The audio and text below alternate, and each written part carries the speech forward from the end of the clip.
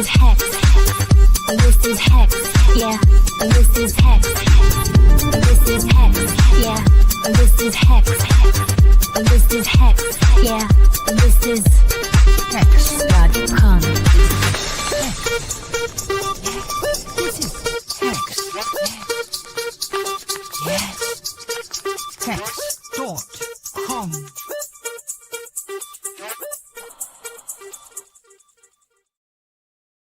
How's it going, everyone? Happy HEX week. It's HEX week. We're finally here. Day one, HEX week 2025. I'm excited. Very, very excited. A little tired. I don't tell you, no matter if I'm under weather or not, I'm streaming. And it's been through a million times, but I've got what I need here. Got plenty of liquid and plenty of energy and good to go. So I got a ton of great talk. We only got 3 hours today, but we got a ton of great talks within the 3 hours and panels.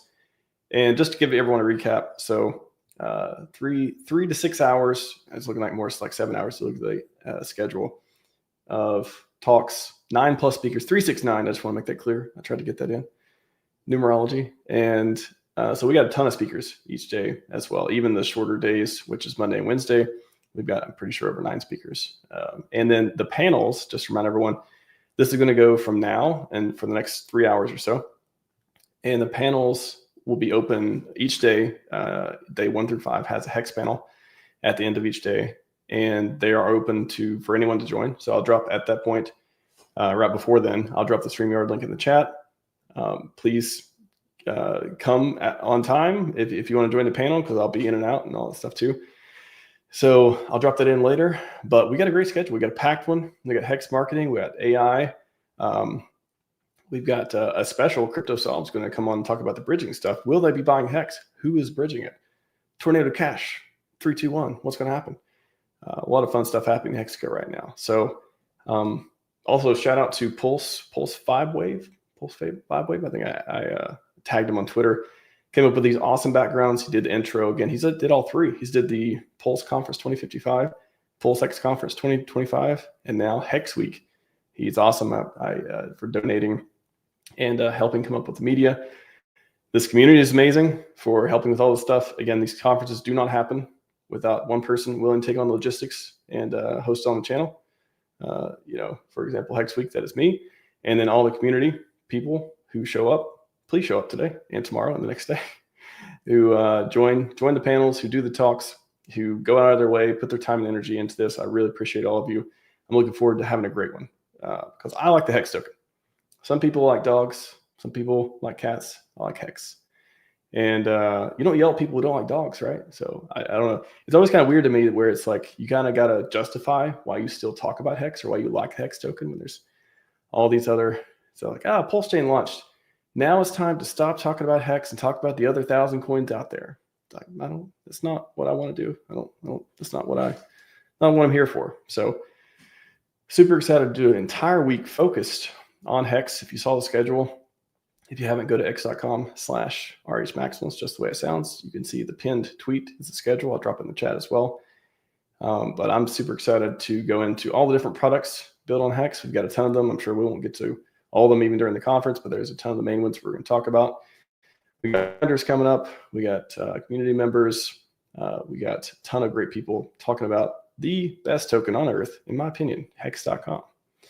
So I'm very excited to get into it again. This one's we're going to kick off a little bit different today because of the recent news of the PulseChain bridge and all that. I want to get into that with CryptoSolve. So he's going to come on for a few minutes after my intro here. But let me pull up real quick.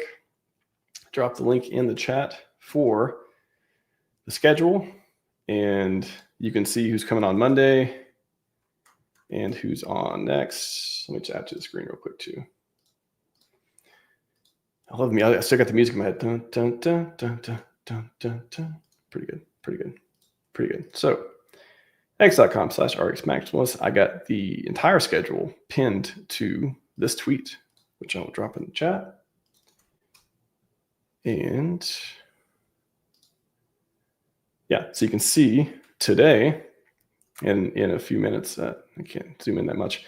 So we got opening remarks. I'm going to substitute every day. I'm going to try to do a bullish stat for HEX. Today, I'm going to substitute that with me and CryptoSolve, talk about perhaps bullish thing for HEX and of course PulseChain as well. So tomorrow and the next day, I'll try to come up with, give you some bullish stats and stuff during my opening remarks. Then we got HEX marketing coming up right after that. ETA around 5:20 Eastern time. These are all in Eastern time. Sorry, I don't have like your time zone. If I don't, just go to Google, do the calculation. It's super easy to do. HEX and AI coming up with Kyle Cruz. Then 10,000X Club. One of my favorite numbers and my favorite number of X's for sure. Got 10,000X Club coming up with some gents as well. HEX security panel. I'll be there. I'll be around at least for a little bit of it. Do some security stuff from time to time. Pretty fun. Then HEX panel. Again, if you want to join the HEX panel,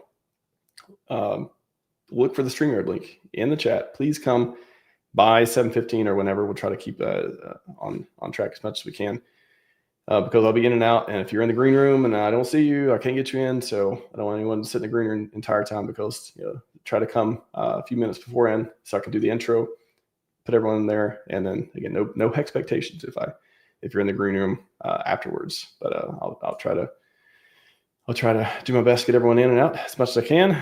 There will be mistakes made. There will be, I'll try my best. I'm not perfect, but boy, are we going to have a great HEX week. HEX.com, baby. HEX.com. Then we'll do closing, 8 o'clock, and then we'll go into the next day tomorrow, starting a little bit earlier as well, at least on this side of the continental United States. All right, everyone. Without further ado, let's get into the first, kind of like the zeroth, the combination. I'm going to bring CryptoSolve in here to talk about the amazing bullish. I'll ask him if they're bullish or not. He might be bullish on it. Bridge stuff going on. Welcome to HEX Week, CryptoSolve. How's it going? Yeah, good, man. Good to kick things off. Yeah, glad you could join this one. If you want to come back for a panel a little bit later as well, feel free. Love to have you. Y'all didn't see the last show with CryptoSolve. He solves some crypto stuff. He likes to go down the rabbit hole on some blockchain analysis and all that. So what's been happening with the bridge, man? There's been some amazing things popping off. What's the skinny? Yeah, I made a summary post about it about 12 hours ago now, but I'll have a quick run through. So just over 24 hours ago now, at 1100 ETH was withdrawn from Tornado Cash, and about 2/3 of it, no, not quite 2/3 of it, was sold into a mixture of DAI USDC and USDT, and all of it, all the ETH, all the stables, just thrown over the bridge for the most part in the span of a couple of hours with a few dribs and drabs later in the day. And it's just chilling right now. It's just sitting there doing nothing. But where did it come from? What's it going to do? Who knows? And do you have any idea who could be behind these funds being bridged in? Whoever's done it knows how to use Tornado Cash. They've done a relatively diligent job of enough time being elapsed and enough separate wallets being involved. We can speculate all we want. 4,100 ETH left the SAC wallets to go into Tornado Cash near the end of April. 1,100 just came into PulseChain yesterday. Could they be linked? It's hard to tell. This is where Tornado Cash, with months of gap in usage and multiple different wallets, becomes very hard to say, yes, definitely these are associated, but we can speculate all we want. Yeah, amazing. And so just a summary for people too. This is the ETH. So DAI was bridged in, and then it started turning that DAI into other stables. No, they swapped it all on Ethereum first. Okay. The total numbers, go into the main post that's a reply to. You can see the total numbers. Okay, gotcha. If you just expand, there you go. That's the total numbers of what came in: 416 ETH, about 1.68 million DAI, 794k USDC, and 600k USDT. So it all came in via Tornado Cash. 685 ETH was swapped into stables, a variety of stables, and then all of it came across the bridge. Wow. Okay. When I first saw it, I thought that it was just I just saw the DAI coming in, but I didn't realize it was actually more ETH and USDC and USDT as well. Wow. Yeah, a lot of it was moved in amounts that's under the cutoff for a lot of the bridge alert Twitter handles. So that's potentially why it didn't flag immediately to a lot of people. I think my bridge alert bot is set to 80K at the moment, so everything was all pretty much over 80K from memory. And I'm just going to do like 100K, or what's the best way to like see the inflows on this? Yeah, might be do that. Yep. And then 23 hours ago, and then here's, you can see 150. Yeah, there's lots of 150s. Okay, I thought with Tornado Cash, at least with ETH, it's like you would do them in the same. I guess can there be like a range, like 1, 10, 100 at a time to be in that pool? Yeah, so you're limited by classic Tornado Cash to 0.1, 1, 10, and 100 ETH pools, and so these all came from the 100 ETH pool, which is also the same pool that the SAC wallets deposited 4100 ETH into. But yeah, it's quite strict limits. It's one of the challenges of Tornado Cash. There's not, there is a reasonable number of people, but there's not, tens of thousands of people using the 100 ETH pool on a regular basis. Well, like to the summary here too. So a couple months ago or so, is that when exactly did we see you said 4100 ETH go out? Yeah, April. Yeah, April. Okay. And then now, did the numbers, like how much? Okay, so 4100 ETH went out, and then now 4100 out and 1100 back in. 1100 back in. Okay. Is there another 3000 floating around? Who knows? It might have been moved. It might not have. It's I think dealing with someone who knows how to use Tornado Cash relatively sensibly. So that's a good start point. Which means you lose track of it pretty quick. And this is something that a lot of people have talked about too. Is, hey, just bridge a little bit in. You don't have to do anything with it. You don't have to buy HEX, or you don't have to buy anything yet. Just bridge a little bit in to as a signal or something, right? Like, what does this? I mean, if it is indeed from the OA or SAC wallet or otherwise, like, what do you think this means? Yeah, I think we talked about it last time we streamed. There's an element of just dangling the carrot that I think is quite effective. And obviously there's a big carrot sitting on Ethereum right now. But if you dangle some of that carrot on the chain you're trying to pump as well, perhaps that also makes a bit of a difference to people's sentiment. Because ultimately, at this stage, it would be,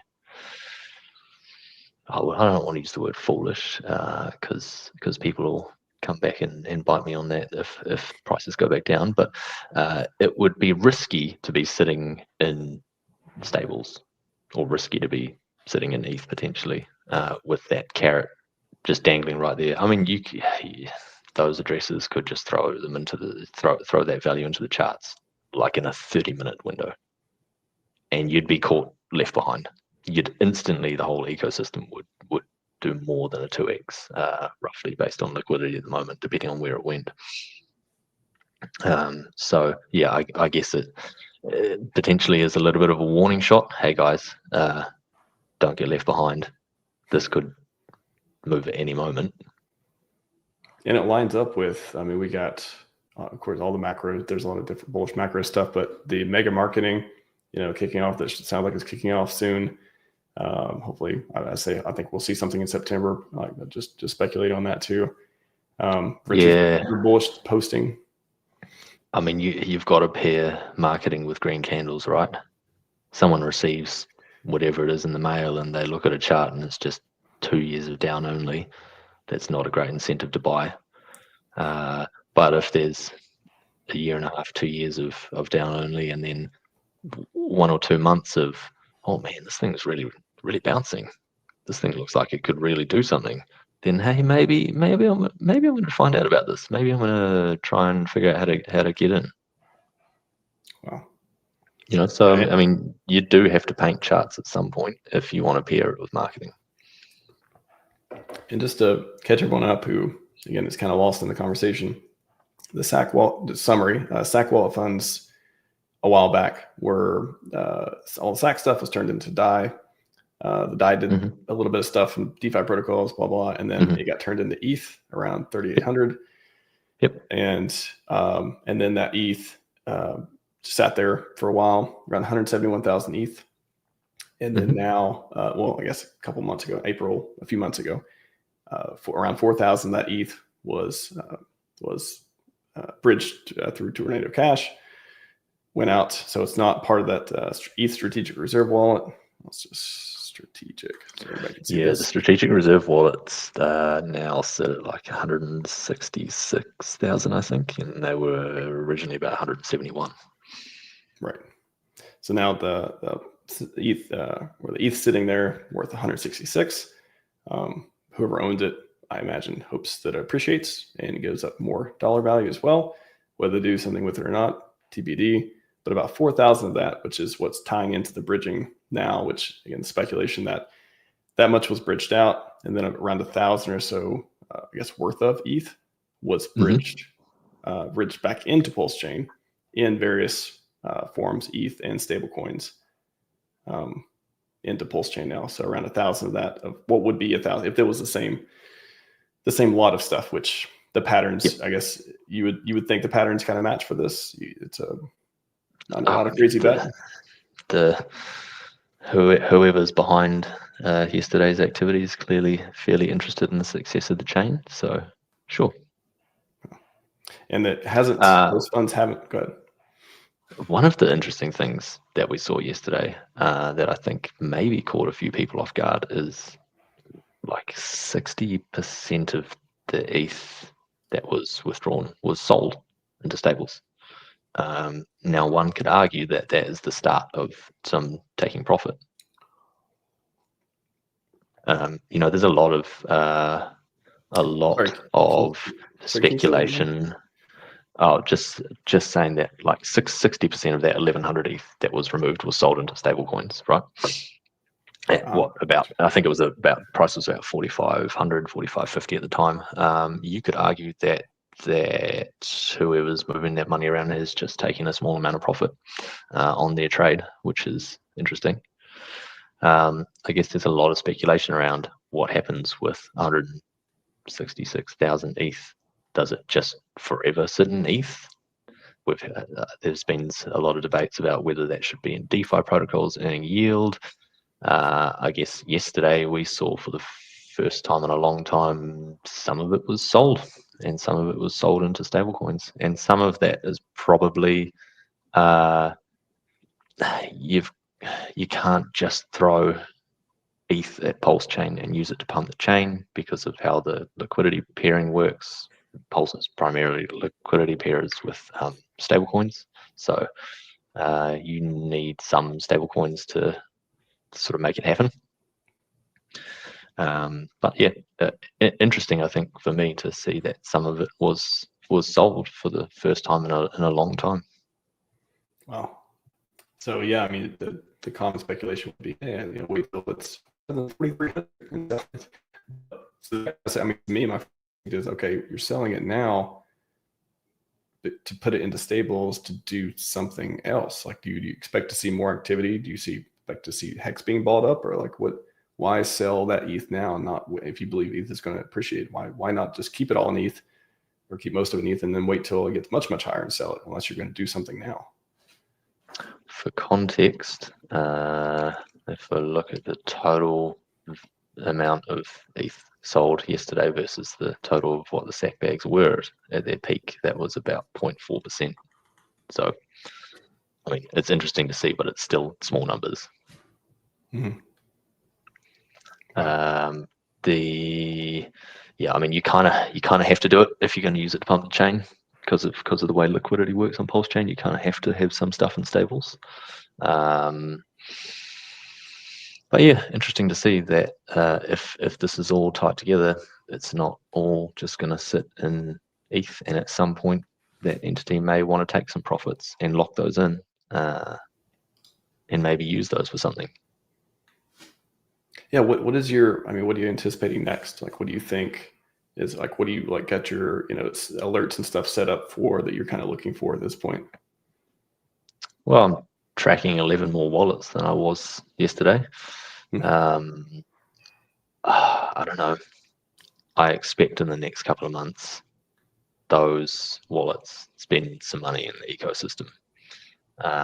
How quick and how violent that is remains to be seen. I think some of the challenges that we've seen in the past when, I don't know, a year ago, 18 months, no, longer than a year ago, it must be sort of 18 months ago, perhaps, the SAC wallets did deploy sort of $20 million-ish into the ecosystem over a few chunks of time.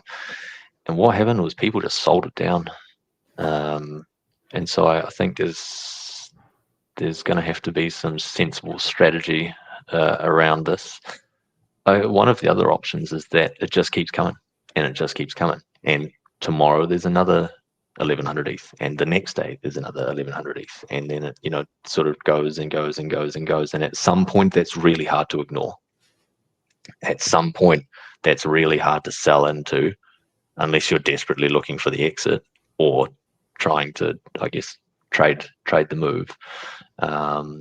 But eventually there comes a point in which, like, you got to be in for the ride, right? You got to be fully committed, because at any point somebody deploys a huge pile of cash. I was thinking about this where we, like you mentioned, we've seen these pumps get sold down and stuff before. Could there be some sort of strategy where some of it gets deployed and it's for the exit? It's like, you know what? Here's a little bit. The price is going to keep going up, but you can exit anytime. And the real big pumps don't come till later, but it's kind of like this gradual, like, okay, here's a little bit. If you sell it, if you want, here's a little bit, sell it if you want, here's a little bit. Okay. And then at some point I don't want to sell anymore. This doesn't make any sense. Yeah, I guess you have to expect that if you're going to pump it into the chain, some of it's going to be sold. You can't expect that you put 5 mil in and it sees a net positive 5 mil benefit to the prices and liquidity on chain. There's people looking for the exit. There have been for years. Yeah.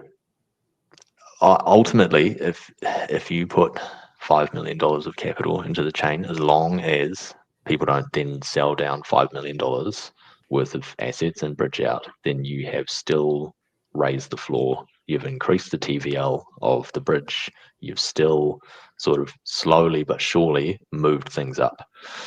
I see a guy in the comments section right now who's doesn't think this is going to be anything exciting. Thanks, Joe.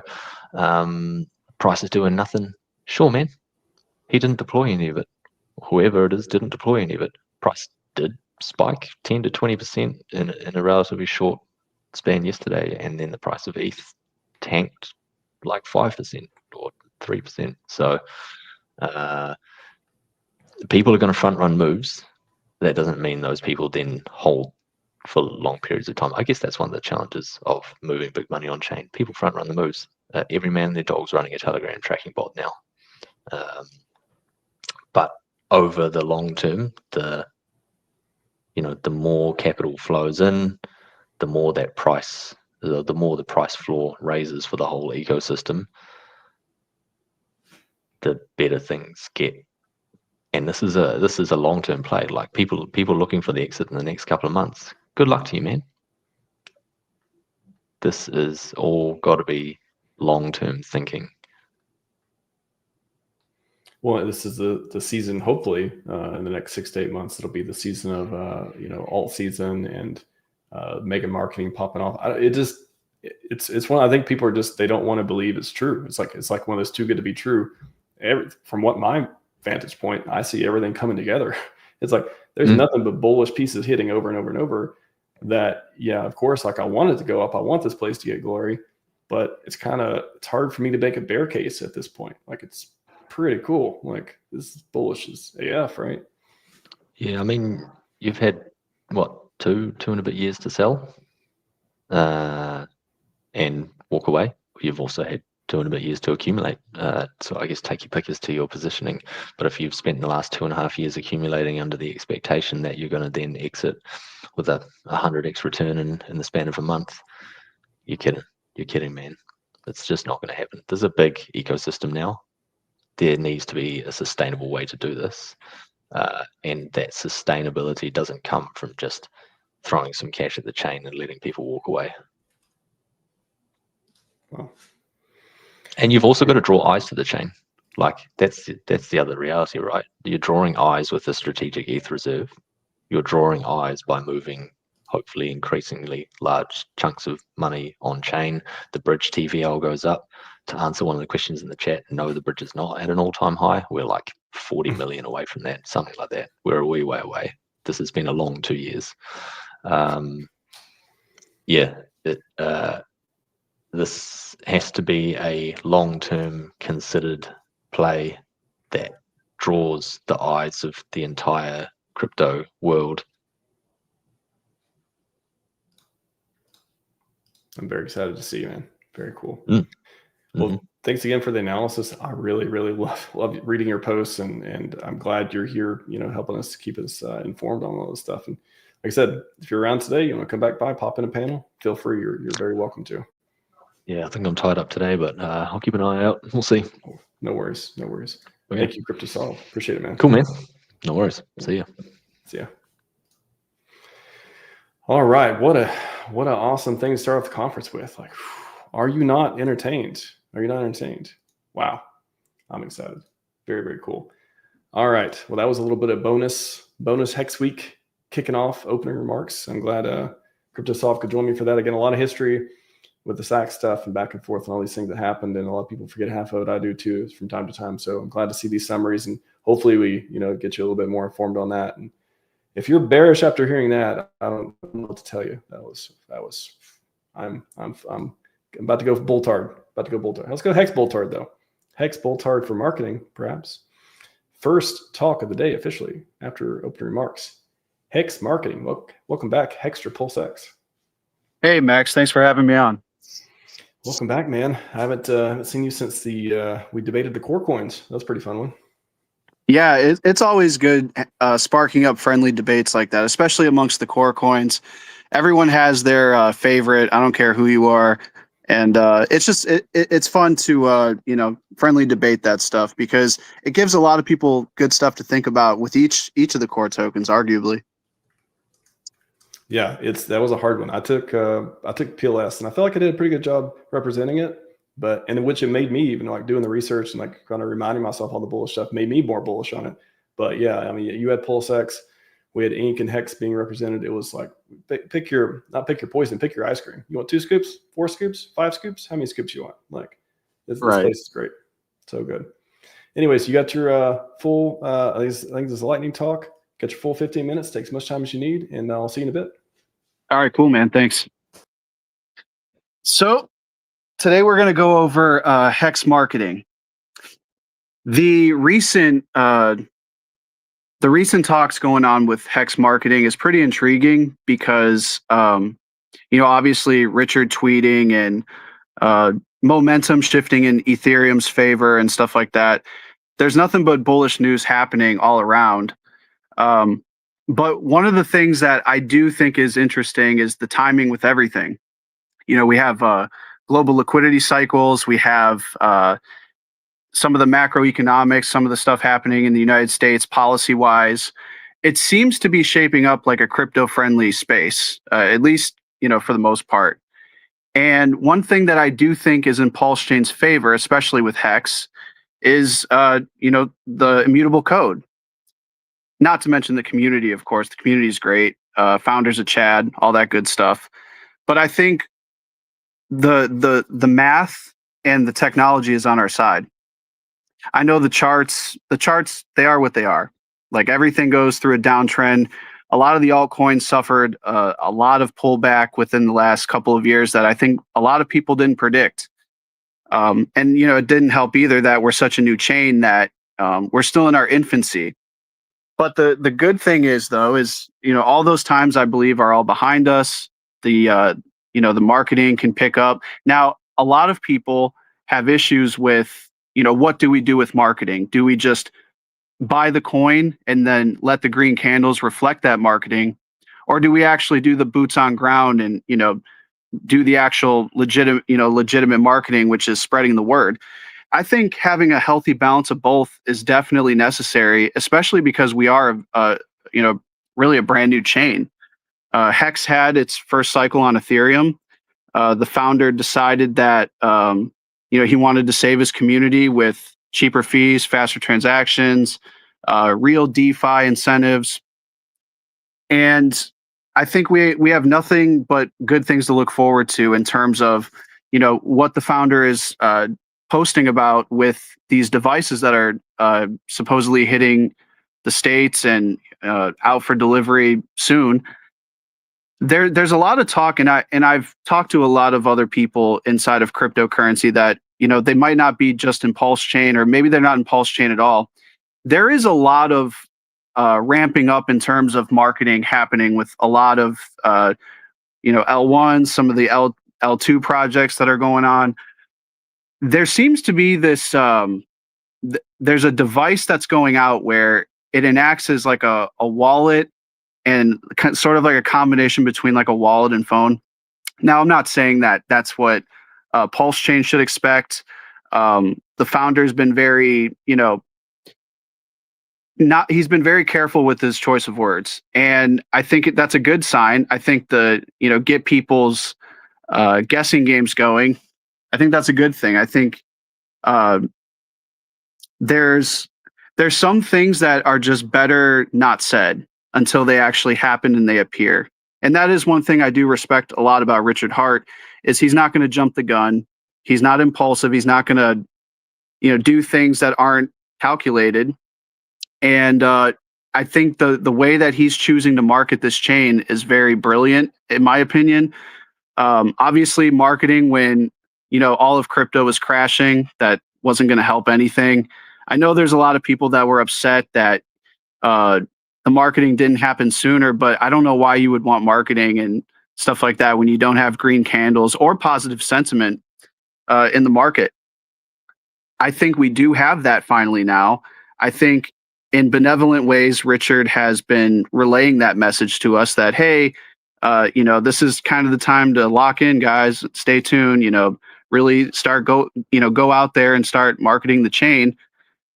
And I think that for what we bring to the table as a very authentic community, a very intelligent community. I know this is kind of like a niche thing everyone says, but it's very true. And sometimes you just need to get reminded of that.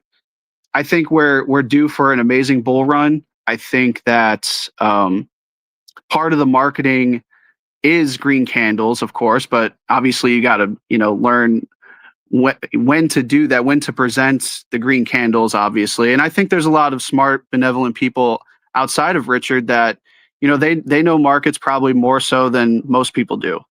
And their money, it's probably been sidelined and waiting for market sentiment to really, shift and pick up.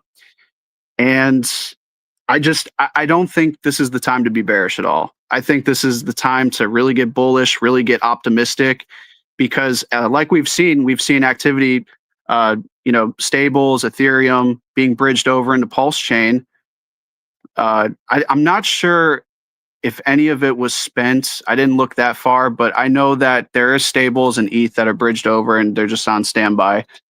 So what was I going to say? Oh, with that being said, I think that it's a good catalyst for when this, grand marketing plan does take an effect, when, these devices reach some people and they start posting. I think coincidentally enough, there's going to be a lot of green candles to gloat about. I don't, like I said before, I can only speculate on what these devices are. Maybe they're digital postcards. Maybe it's some sort of a hardware wallet of something. Who knows?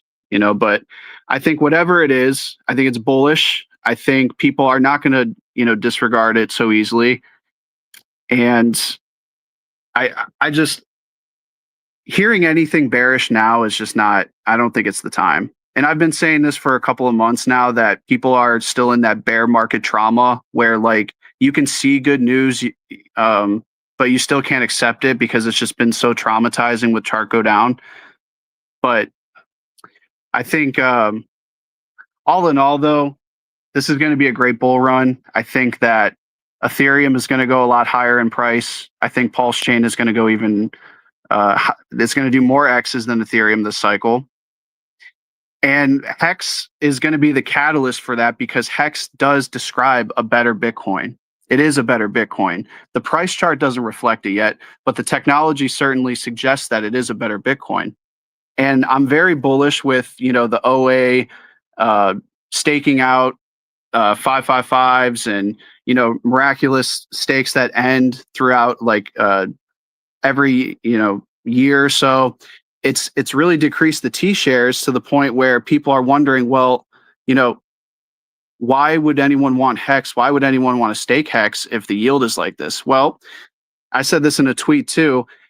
At the price that the appreciating asset is right now, which is roughly about a penny and some change, the yield doesn't look like much.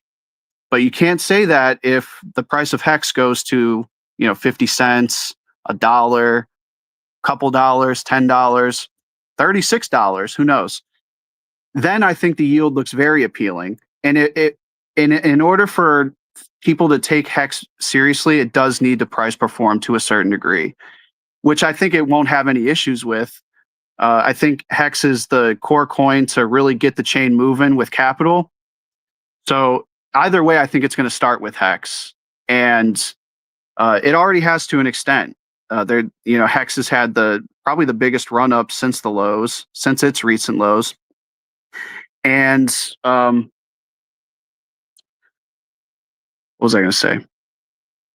I do think that, with HEX being on Ethereum, that is a good marketing scheme for us in PulseChain, because I do think EHEX is going to do well. I think people are going to remember what HEX did last cycle, and they may decide that, well, I'm going to go for it now. But then maybe they've been out of the loop. Maybe, the green candles they're mistaken for is really the HEX on PulseChain. And so that's going to create curiosity and maybe even future adoption because people want to chase green candles. And people had all this time to accumulate. Everyone in the community had time. And now is the time that I think we, take a step back, obviously, dollar cost average at your own discretion, of course. But overall, the marketing that's ahead of us, the on-chain data that's supporting that, it's looking pretty bullish. I'm very optimistic and very bullish, especially on HEX. So I don't know if RH, if you want to take it back from me, that's really all I had, and I hope that was enough for you, bud.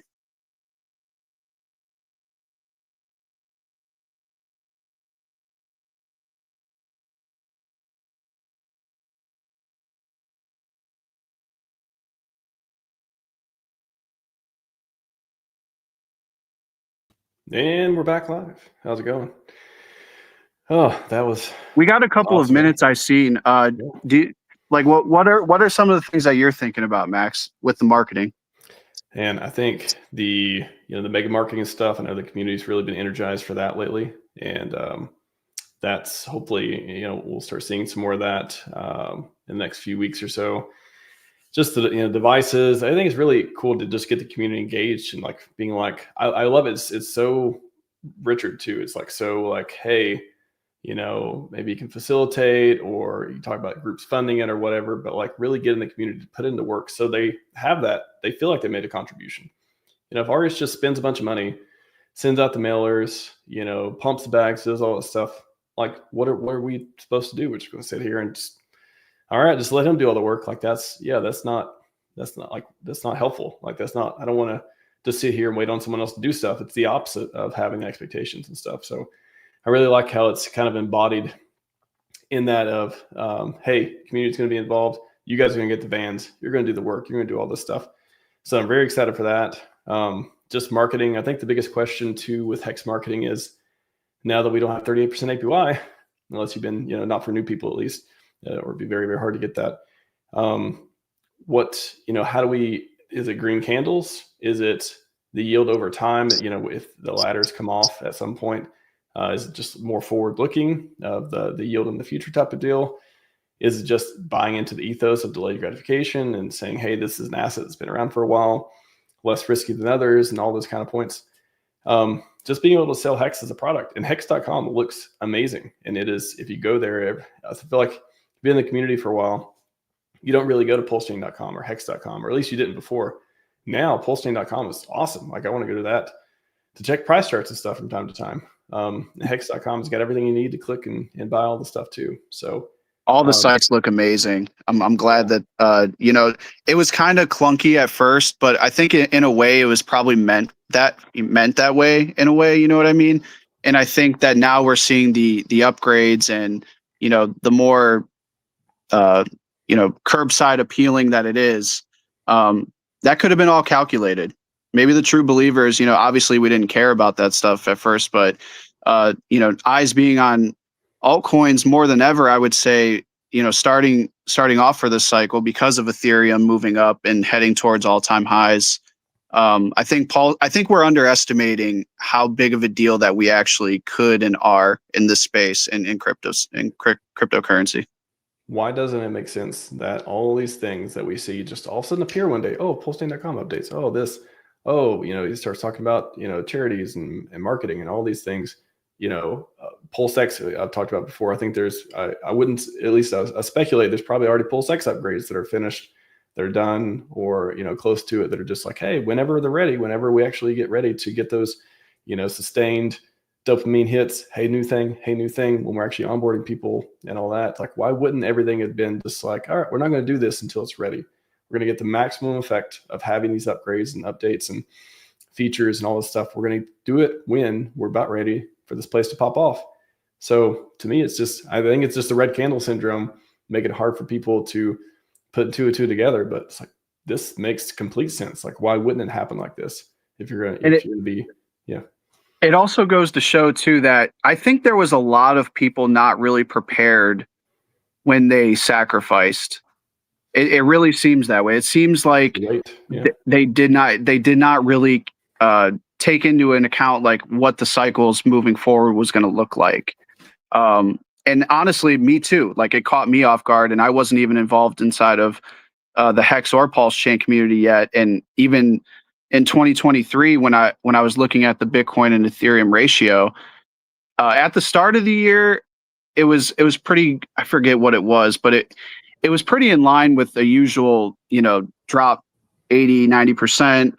And then, you kind of just fall in line with each other and how the market decides. But when Bitcoin really started taking the torch away, so to speak, that threw a lot of people off. And I think we had a lot to do with that in a weird way. And I know that's like kind of getting into my kooky conspiracy bag, but I do think that, Richard is a very smart guy. He probably anticipated that, they're probably going to throw everything they could at him. And during that time, I think he was like, well, true believers, they're going to, dollar cost average, they're going to do what they do. They're going to trade themselves out of oblivion.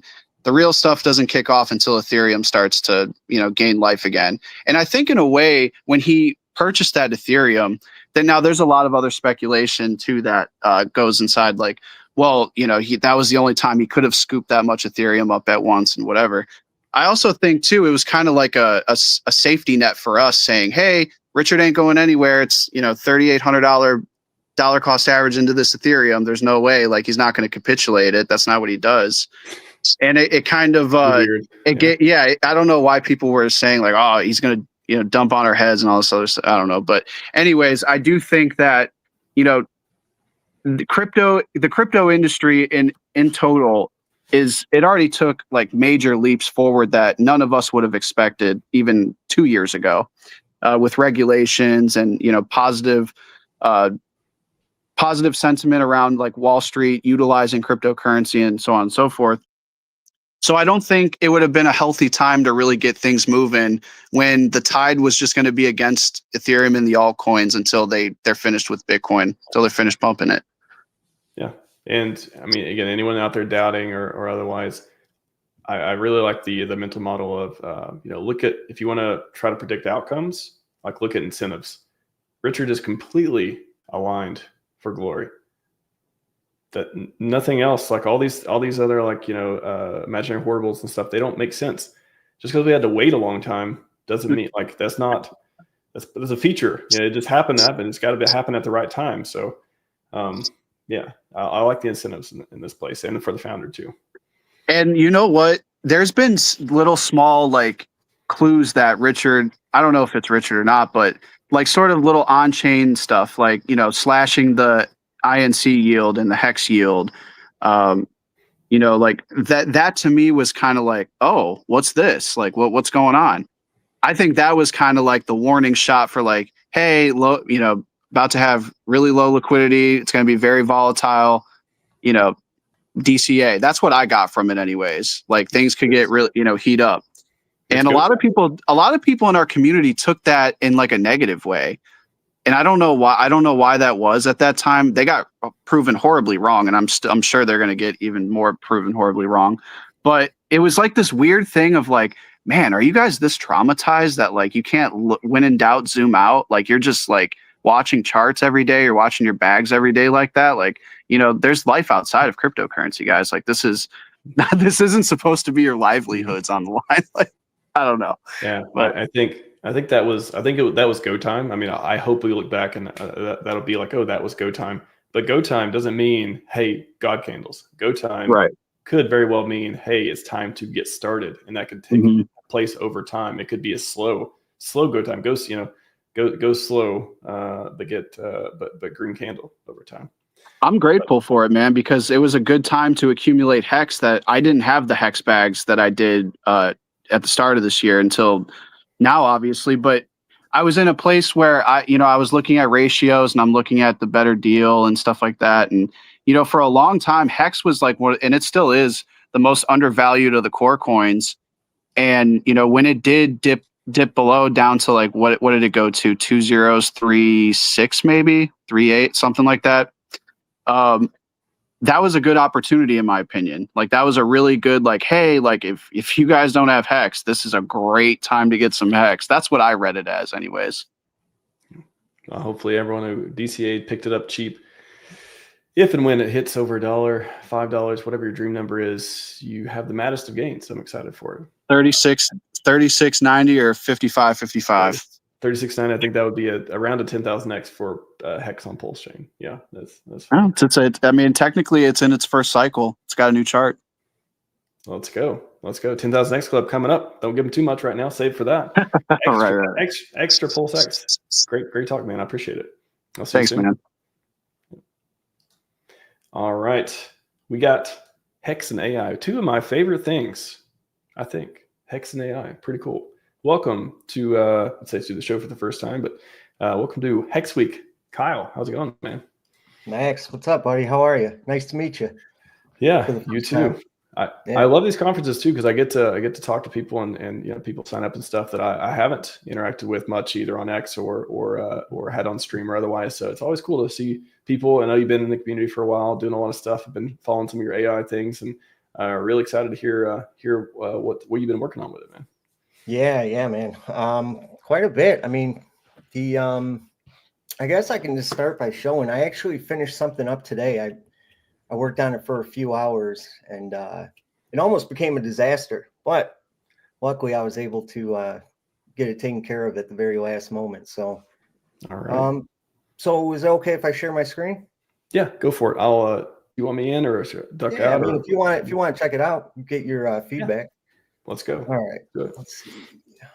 Share screen. Good. Let's see. Okay. There we go. So you see this? There we go. Yep. Okay, good. So this is PulseChainAI.com. Just something I made up, I don't know, a couple of months ago. Basically, I wanted a site where I could just start adding all this AI stuff that I'm making. None of these tools they're not, fully developed tools. They were my hobby and basically just vibe coding. So just keep that in mind when you're kind of looking at this stuff. But So since we're doing Hex, I'll actually show you the Hex staking AI agent that I've been messing with. Whoa, I like the colors. Yeah. So first off, thank you to Hex Daily Stats for making an open API so that I was able to obtain all these stats. Now, this is just the daily stats, obviously. Very reminiscent of Hex Daily Stats, obviously. Now, what I was able to actually get working was the staking overview. So we got all the stakes. This is top stakes. Obviously, we got the OA here. But what's actually really cool is the end stake timing. So basically, you put in the amount that you want to stake. So say you want to do, let's say $1 million. So 1, 2, 3, 1, 2, 3. We're going to do a lump sum stake. We'll just do Ethereum because PulseChain's a little buggy. But target stake length, let's do 756. Why not? Variance. Now this is going to be, well, here, let me show you first and then I can kind of explain it better. Okay, why are you doing that? See, this is AI, man. All right, there we go. So then we're going to analyze and we're going to pray that this works. And there we go. So we did 765, right? So what this tool does is it basically sorts through all of the stakes ending within that variance that I did. So I believe I did like 15 days. So look, 15 days ahead and 15 days back.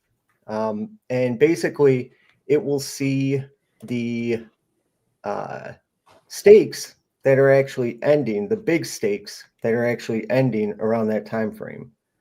Now, I haven't completely, like I said, I basically just did all of this today.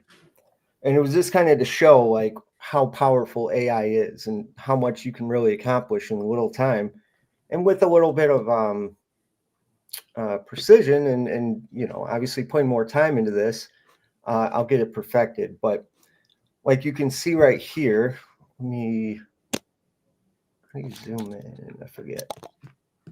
Okay, so as you can see here, it says total hex ending. Here's just 742. It looks like it's actually 2 different addresses.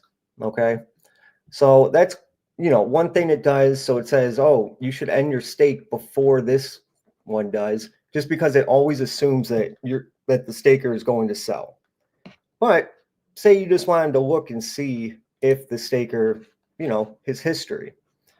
So I actually have it to where you can go back and it'll automatically pull the staker's staking history, which is I thought was very cool. And not only that, so on this, you can actually go to, what am I on, Ethereum? Okay, so you can actually go and see all stakes. Let me go down here. And you can go by days left if you want. So all these guys got 1 day left. Let's find a big one. So we got 64 million here. Is that the biggest one? Yeah, we'll stick with that. All right, so this address. And obviously, you know, these wallets can be sending them out. Supposedly that's set up in this. I haven't seen it yet where it shows that it's being sent out. So take that as you will. But this will show the history of this staker and how he acts. I had it to where it actually would show if they sold. So if they sold or moved the wallet. But it wasn't, it was kind of, you know, it's AI. So, and just to give you a little bit of background to myself, Max, like you said, I've been in the community for about 4 years now, and I have no coding background whatsoever. I love tinkering with stuff. I like just diving into things, kind of getting lost in it. And that's where all of this has come from. So that's just one of the apps there that I made. PulseChain, it does work. I mean, everything kind of works good on it. The AI timing thing, though, not so much. I was going to ask too, like what tools did you use to do this? Like what prompts? Like how did you? maybe Yeah. take So us I through was a little bit actually of the process? so I'll go through the list actually. So I use Cursor. Now Cursor, it's like $20 a month. You get a lot out of it. Now, if someone's starting out, I wouldn't use Cursor right away.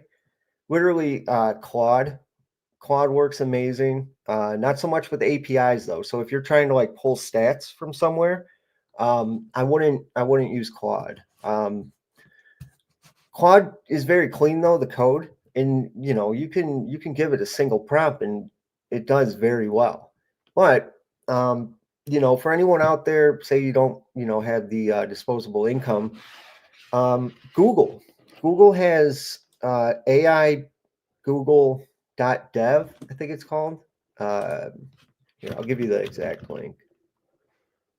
AI Studio.google.com. So that's free to use, and literally I've never hit a quota on it, and I have used the hell out of it. You can go there and use all their newest tools. You can just use your basic Gmail account, and their coding is really good too, and you can test it in the app and whatnot. And then I use Vercel, so Vercel to deploy it. But what's cool with Google is you can actually deploy it straight through Google as well. And I mean, you can, within minutes, you can make something, whatever it may be, as dumb as it is or as cool as it is, you can make it and have it deployed in minutes. It's amazing where AI has come.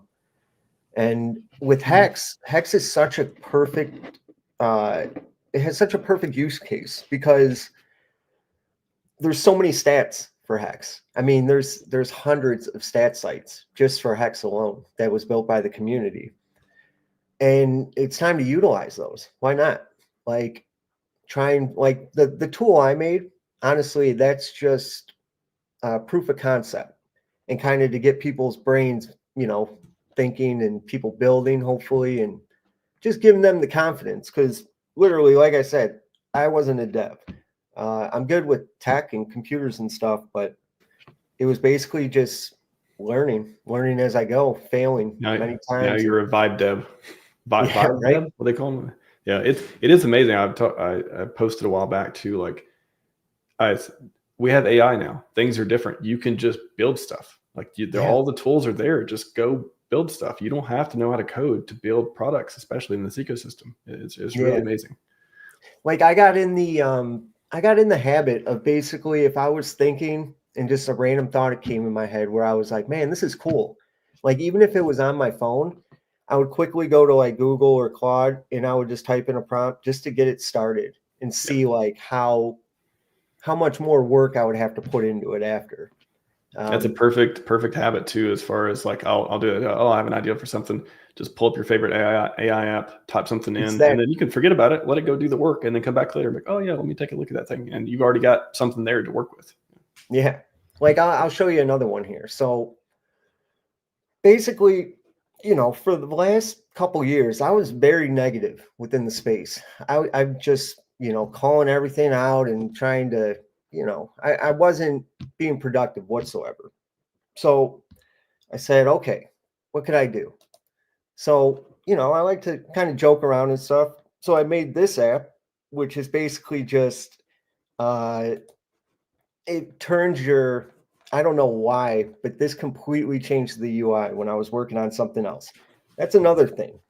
Make sure, just message me and we can talk further about that. But, what did this do now? Okay, so basically this turns your negative thoughts into positive thoughts just by telling it. And it doesn't even have the, damn it. All right, well, I can't show you this, but it's very funny. Basically, you can tell it, hey, this token's a scam. Like if you write in a tweet, this token's a scam. They took all the money, yada, yada. It'll say like, this token, the money belonged to them anyways. It's better with them anyways. It'll tell you positively. Exactly. That's exactly what it would say. It's in better hands now. But yeah, I mean, I made, talk to Richard Hart. What is going on? Why it, okay. So this is AI as well. And it's funny that this happens live, but this is the truth. This is how it works out. Another one built. Okay, so this one works. So this is a stat card builder. So basically, the concept for this and the idea behind it was making it easy for teams and founders to add stats to their website for their tokens. So it's something like, we can do HEX, let it come up, and then you can just add a stat. And then there was, I have all the stats here. UI, very ugly, but you can add, transfers within 24 hours. Let's hope this works. Oh, Jesus. AI. All right. And that is still loading. Okay. So let's add another one. Let's see. That one's air. Let's see. Total holders. See, so that like that pops up. And then basically at that point, what I wanted to do was, I'm just going to reload this. What happened here? Okay. So basically after that, you would be able to get the code. So a lot of this is not working well because literally today I was like, man, what can I do? I'm going to do this. Like, horrible habit of mine is just over analyzing and overdoing everything. Like, this thing worked like a charm a week ago, and then I just started messing with it more. But it does work. But basically, it would embed code. It would give you embedded code that you can just pop on your site, and then it would display your stat box with all the stats. Cool. And of course, anyone could use it. And for you just instance, give it like a token address, and it would just pull the stats, for like what the token, what calls and stuff you could do on the token. Yeah, and so I'll show you another really cool thing that I actually forgot I made until today. Let me just zoom in the normal way here. So here is, this was kind of for me to test, but then I realized like it's actually really powerful. So you can come here, and I'm going to put a link or a button for this on the site when I get done here. But you can go here. So this is, I believe, Super Stake, for instance. And basically you can pull any, like, you can pull anything. So you can put new versus lost holders. Like, this is a stat that you're not going to find on PulseChain. Or, I mean, I don't even think you're going to find it on Moralis or anything. In Moralis, you're going to pay anyway. So basically, I just entered in a bunch of queries for all this information that I'm trying to figure out what I can do with this now. But there's tons. I mean, you can, like, the creator's full token history. That one takes, yeah. So like, it'll show all of that. And this was basically, so ownership status,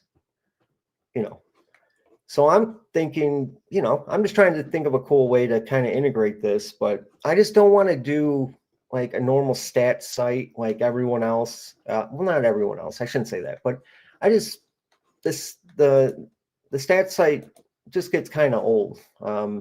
It gets redundant.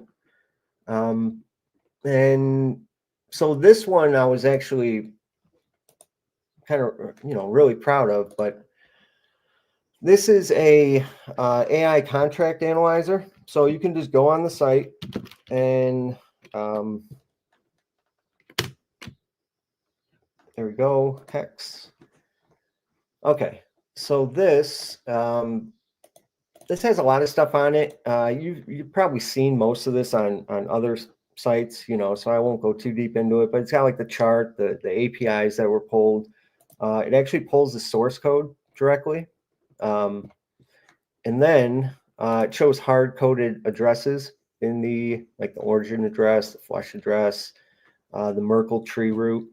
But the bread and butter here is the chat with AI. So for instance, I can go in, like, there's pre-done questions, of course, that you can do. So it tells you a little bit about what the contract does here, what kind of functionality it has. And then, you know, you can ask anything. Does this token have taxes?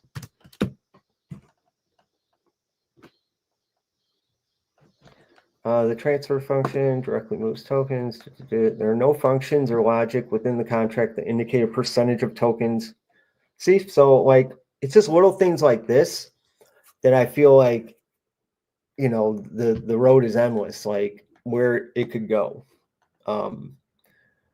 And lastly, and I mean, you can literally ask that anything and it'll go through and it'll, you know, it knows the whole contract. So it'll go through and tell you exactly. Someone actually DM'd me and said they were able to ask it about certain things with validators that they had no idea. So this is a new thing I've been working on, but I'm actually probably going to scrap it because there's a whole new system out. But this was basically a blockchain analyzer.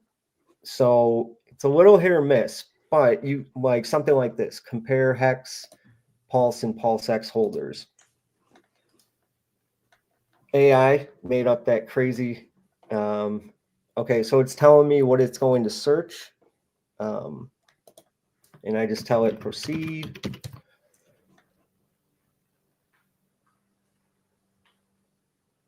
It's going to take a minute.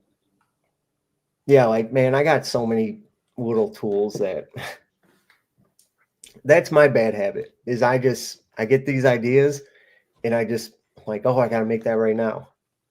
And then I just kind of, the other ones kind of fall behind. But really, I honestly, so all of this as well, just so everyone knows, if you scroll to the bottom of any page here, you're going to see a GitHub. Let me open this real quick, where it has all the code. And you can copy all of this, copy bits and pieces if you want. So I wanted to make sure it was available for everyone because, you know, I would love to see, and just like that, you know, it comes up and it gives you a full summary of, you know, the top holders, how they compare with everything. I basically made this because I wanted to see how many holders of one token held another token. And yeah, so I thought that was kind of cool. I got a script for that. Me and I don't know if you heard of the downloadable data repo. Let me see if I can find it real quick. It's a project I haven't heard of that. Yeah, let me pull this. Yeah. Just to show you, because I think that's one of the scripts that came up. I'll put this in the chat in case anyone's interested. This is something I worked on in Crypto Kong also. Add some scripts in here, just basically like a bunch of different command line Python scripts for pulling different kinds of blockchain data. And let's see, get token holders, get token liquidity, get burn tokens, get common holding. Yeah, so it returns a list of common holdings for holders for a given token. So you can see what I think this one, if I remember correctly, you give it an address, and it'll tell you what other tokens also people who hold that token have. So I think that's what you were describing. Yeah. No, that's exactly what it was. So I wanted to see if any of the top 50 or 100 holders of HEX, if any of them held Superstate. But there you go. I couldn't get it to do it, and I just got a new idea and ran with that. But yeah, if you guys want to see a little, one of the things I'm working on, I don't know if you can read that there. Oh, debank. Are we getting banked again? Are we getting rebanked? So that's another thing to think about. If you're getting into this and you want to mess around with it, it's great to take screenshots. Find a website that you like, take a screenshot of it, and share it with whatever you prompt the AI. And it does very well. Like the debank, I can't wait to show people that. I've gotten it. It works really well actually, and it's got some features that the bank doesn't even have. It doesn't have the follow stuff or anything like that, but Yeah, I never really cared for the social media part. I just wanted the cool transaction history and all that. Got a question from Carol here. When you ask for HEX utility, will it compare it across chains? What do you mean? I think that was when you were talking about one of the HEX demos. Yeah. I think that was in reference to like, will it compare Ethereum and PulseChain HEX when you ask it? Maybe one of those you were talking about HEX stuff with. It might. I actually haven't tried, but if it doesn't, I could build it in, I'm sure. Because it's all data. I mean, once that data's in there, the AI can use it. That's Rebank. Dude, I was trying to think of a good name. That's great, man. I love it. Yeah. There we go. We did it live. So fun. But yeah, man, it's this stuff, it's definitely made me positive. It's gotten me a lot more attention. It's made me happier. So anyone out there, if you're, feeling down, which I know a lot of people are, I still see a lot of negativity in the comments and stuff. And it's not even negativity. I call it, it's emotions. It's best to put those emotions towards, put that energy towards something more productive for yourself. I mean, learning a skill like this, I got people asking me to build little websites now, little meme websites and stuff like that, and putting some stats on. And it's nice. Like all around, everything's just better. But yeah. Oh, Max, we got a guest. Hey there. What can I help you with today? Richard. Hey, thanks for calling, man. Hey, I got Max on the line here, and we're at the HEX conference right now. Sorry we missed you, but why don't you say hello to your audience and thank Max for putting this on? Can you do that? Hey there. Absolutely. I can do that. Hello, everyone. It's fantastic to connect with you all, even if it's virtually. I'm absolutely thrilled to be a part of the HEX conference. A massive shout out to Max for putting this together. Your dedication to the HEX community is truly appreciated. I wish I could be there in person, but I'm sending my best wishes and hoping you all have a great time. Keep spreading the word about HEX. Wow. Yeah, perfect. Thank you, awesome. Richard. Thank you, Richard. That was not Richard, everyone. That was horrible AI. I don't want to get. I'm going to get a bunch of. You're going to get a bunch of tweets like, Max is faking Richard there. What's going on? It's AI. What is real anymore? No, that was awesome. Like I like you can talk to different stuff on AI and the voice stuff and all that too. So you never know, Richard. Let me ask you this: what do you think about a call center? 1-800-GET-RICH. Yeah. Call 1-800-GET-RICH. That'll be. I talked about this the other day where it's on the mega marketing stuff. Why he talked about call center stuff. Could that be a part of it? Could it be, you go to PulseChain.com, you go to Liberty Swap, whatever, but also just call this number and someone will be there to help you figure out how to do crypto. Yeah. I can totally see that. Right. Yeah. I set something up, man. And I made a video and I sent it and I tagged Richard like, hey, you don't think that it's this advanced yet, but it is. It is. Yeah, because that was one of the things that we were talking about too was who's going to man it? Are we going to have a community? All that. I mean, AI. It seems like a job for AI to me. So if nothing else, maybe I get what do you call it? Like level 1 support or whatever. Maybe if they can't, it's like the AI will help you unless you need a human, and then you dial a human, and then some HEX community member answers the phone. It routes it to like their number, and they answer it, and they're like, oh, cool, I can help you. So that'd be pretty cool. So one thing I'll say, I know we're wrapping up here, but so if anyone's interested in that, it's 11 labs. You can, do your own thing, worry about making the voice, do your own research. But yeah, so 11 labs actually has the conversational AI where you can, like you said, the level 1 support. And what I was looking at today, I was kind of learning about what's called a MPC server MPC server. Mm-hmm. And Morales, for instance, they have it where you can, it's almost like what I was making with the AI blockchain analyzer, where you can literally just ask it natural language questions like you would ChatGPT or whatever, and it will answer them based off the information on the blockchain. You can ask it anything. what's cool is 11 Labs just came out with support for custom MCP servers.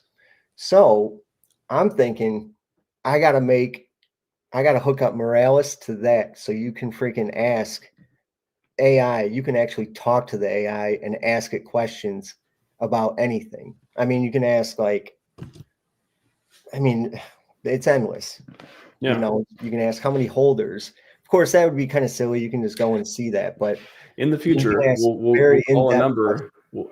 In the future, we'll call a number and ask how many hex holders they are today. Yeah. It does sound cool. I mean, I'm sure there'll be more, versions that'll be, people actually use and stuff. But that will be, if I call a number and ask how many hex holders they were, I'd probably call it at least one time. That's what I'm saying. And you can give it a number. I mean, how advanced would that be? That's what I would love to see this chain go towards being technically ahead. And I know people aren't about the tech, but I promise you, I was in the BSC days, back in 2013, I got into crypto. BSC blew up a good portion of it. Obviously, besides them putting a lot of money into it, was tax tokens. That was the new craze. Nobody else had tax tokens. So they went over to BSC, and that was the new thing.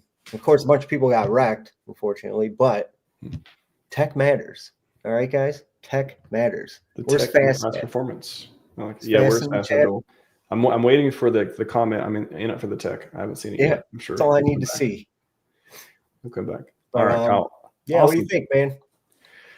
A lot of great apps there. I mean, again, I think it's really inspiring for people to go and just build stuff. Again, you don't need to be a dev. You can go build Hex stuff, PulseChain stuff, whatever you want. Go build it. Go vibe it. Go vibe it. Vibes are good. Vibe good, man. Yeah. Thanks for building all this stuff. It's really cool just to show people, again, without a dev experience, what they can do, and hopefully we'll see many more really cool apps in the ecosystem. Man. Thank you for having me on, and appreciate all the support from everyone out there. I'll just keep building cool stuff, and that kind of works, and see where it goes. Awesome. Well, thank you for building on this chain and Hex stuff and all that. And I'll see you later. All right, man. Thank you. All right. That was pretty cool. Hex AI. I like Hex and the AI. And now we're getting into the 10,000X panel. First 10,000X panel, I think, ever. We're going to bring back 10,000X. It's going to be good. Going to be good. All right. For the panel, it's going to be me, at least part of the time. Extra PulseX is back. Joyful Danish is here. And Kong was here. I don't know where he's at now, but he'll be back. Welcome, gents. We'll get it started. Thank you. Can you hear me? Oh, yeah. Can hear you. Can you see it? Can you see me? Can you see my hat? A little bit. Good. Make Hex great again. Yes. Make Hex 10,000X awesome. again. No. Yeah, I need that hat. Yeah, we all need that. Yes. Make Hex Hex blurred out in the again. Hex. Yeah. That's pretty cool. Yeah. The whole theme is going on. Yeah. Yeah. I've got the Hex shirt. I got the not trying to be a thousandaire. Also my favorite Hex shirt. Yeah. What is this? I'm not trying to be a thousandaire. Yeah. That's pretty cool. Nice. Yeah. Millionaires above only, right? One of my favorite ones. But guys, why does nobody believe in 10,000X anymore? I feel like I'm the why are people embarrassed to even mention that Hex, could do another 10,000X? It's like everyone's just like, oh, I'd be happy with a 10X. I'd be happy with a 100X, whatever. I'm like, this is a community of 10,000X. That was a rally call for a long time. Why is nobody up for that anymore? Well, I mean, it's probably just recency bias. Ethereum really didn't have the cycle a lot of people thought it would. And so therefore, I think a lot of altcoins suffered that.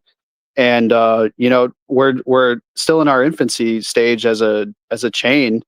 And so I think when there isn't a lot of volume happening in crypto already, it doesn't really benefit us. So, people were just kind of getting sick and tired of waiting. I think that's the name of the game, though, when you're in cryptocurrency. I mean, I think we're very fortunate to be in the position that we're in today. Imagine Bitcoiners, you have nothing to base anything off of. You just had to hold it, right? Ethereum, you might had Bitcoin to go off of, like, oh, well, look at what Bitcoin did. But then after that, it's very slim pickings after that.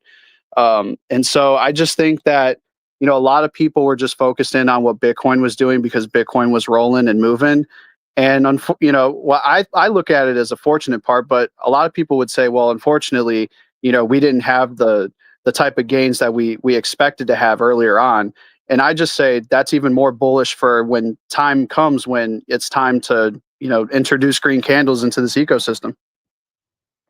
Right.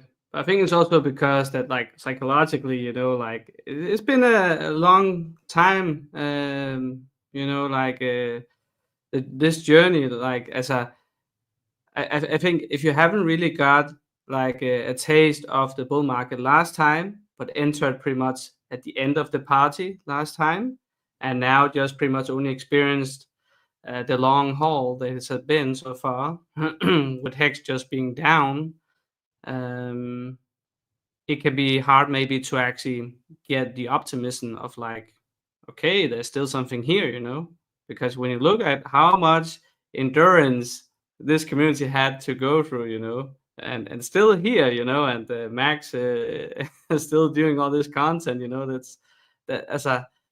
I can be curious sometimes to ask, like, what makes you drive, you know, still continue pushing through, you know? I don't give up Because easy. I don't give up easy. yeah, would you say like one in particular thing, if you just had to highlight something that kind of makes you going still? I think, I don't know. It's like, to me, I want to win and I want this place to win. I think the ideals I've talked about, you know, I'm RHMax free as ideals, not necessarily the coins. The coins are a natural extension of it. But I feel like we should win. Like it's like I don't know, like a destiny thing. I don't know how to describe it. It's like, no, I don't care what happens. I don't care what we have to go through. I don't care what the market looks like. This product, Richard, I think it's good that he wins because of all the things you talked about, longevity and doing force for good in the world, all the stuff I've talked about.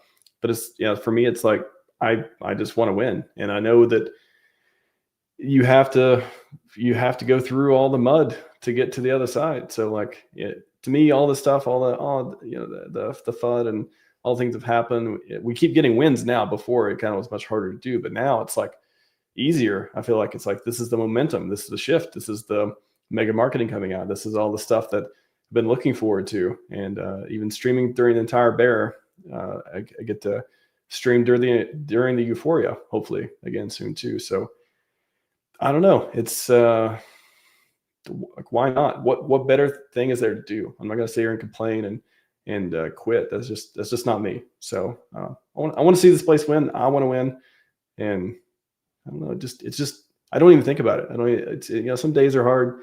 Oh, this happened, that happened, all that stuff. But it's like, I don't know. I want to all of it to add up to something, right? I want it to all add up to something amazing. And this is the place where amazing things happen. So if you want to do something amazing, that's what I want to do. I want to see this place have glory. That I'm doing what I can to do that. So yeah, that's a satisfying answer. Yeah, no, I'm just curious, you know, because were you at back then when there was all these crazy all-time highs every day, and it was just yeah, it was. I was so I didn't start interacting with the community till 2022. So, but I've been following Richard since 2017. I was like kind of watching, looking at the streams, all that stuff during the time.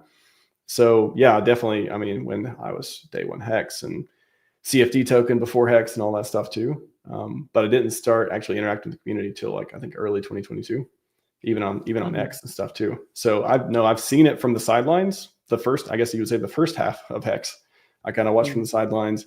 Oh, this is cool. Oh, Richard's doing really well. Oh, my HEX token's awesome. The staking's awesome. All this stuff. And then I started, okay, well, I want to make a contribution. Like Rich, what was the quote I used to talk about? Like, why did I start streaming? It was, maybe at one of the HEX conferences or something, Richard was like, you know, people always ask him, right? Like, what can we do? What can we do to make an impact? What can we do to, you know, help the ecosystem? And I think one of the things he said was just like, go build something, go do something, go, you know, whatever it is. And, you know, you do the work. That's like one of my favorite quotes of all time. And I really take that to heart. And it's like, okay, if I do the work, I put in the work, and I'm able to help people and, you know, come at it from the angle that I want to and the way that I want to do it, which is, you know, unique versus a lot of things, no monetization, all that stuff, blah, blah, blah. And then at the end of it, we all win. Let's go, man. That sounds like a very cool adventure. And it's like, we haven't won yet. So that's why we got to keep going. But speaking of the 10,000 next too, and Kong's back. Yeah. I made it back. Joined a little late, but I made it. So it's all right. You're just in time for the greatest chart on earth. At least the first half was pretty amazing. People don't know this site's still up, hexchart.com. And it is the HEX chart, the historical version. And why does it not go up to, where's the 55 cents? Maybe it doesn't have that, but just to show people just an idea too of like a 10,000x. Very, very simplistic view. It was down here, and then it went up here. Went up a lot. Went up bigly. So this happened before. We had a HEX 10,000x. If I go to HEX daily stats, if I can sort by, let's see, can I sort by the price change, price USD? What was the price? Was it price change? Which one of these where I can see, let's see, columns. I just want to see multiplier from all-time low. Yeah, let's do that. Multiplier. And then if I click this, will it do descending? Shoot, I did this before.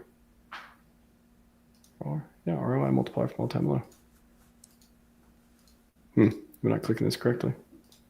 It should sort, shouldn't it? No? Anybody got a better 10,000x chart? Oh, Ethereum. Maybe this one.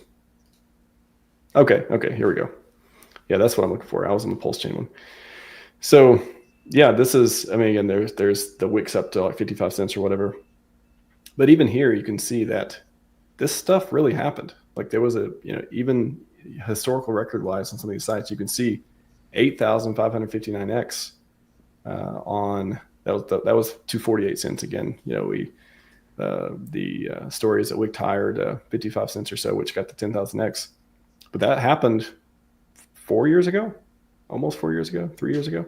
Yeah, 2001, right? The summer. 2021. Yeah. September 18th, 2021, according to this one. Day 656. But I remember just the whole summer was like very euphoric. It was kind of crazy. Especially if you haven't experienced it before as well, that this was kind of your first bull run, then it was very special. So I can kind of see that if you haven't got that taste yet, and you first came in when it started to become winter, you know, bear market season, and now we're first starting to slowly see, okay, things starting to turn.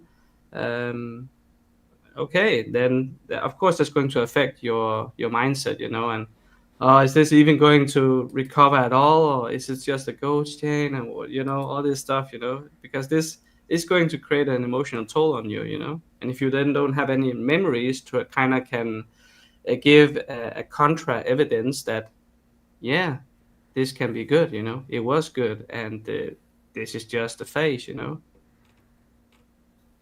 Amazing. Yeah, I think to PulseX, the 10,000x from all-time low would be around 9 cents. And to HEX on Ethereum, of course, it's around 55 cents or so. And then HEX on PulseChain, I think it's a little bit higher from all-time low. It'd be around $35, somewhere through there. I like 36.90. I like extra mentioned that earlier. I like 36.90 as a fun 10,000x mark for HEX on PulseChain.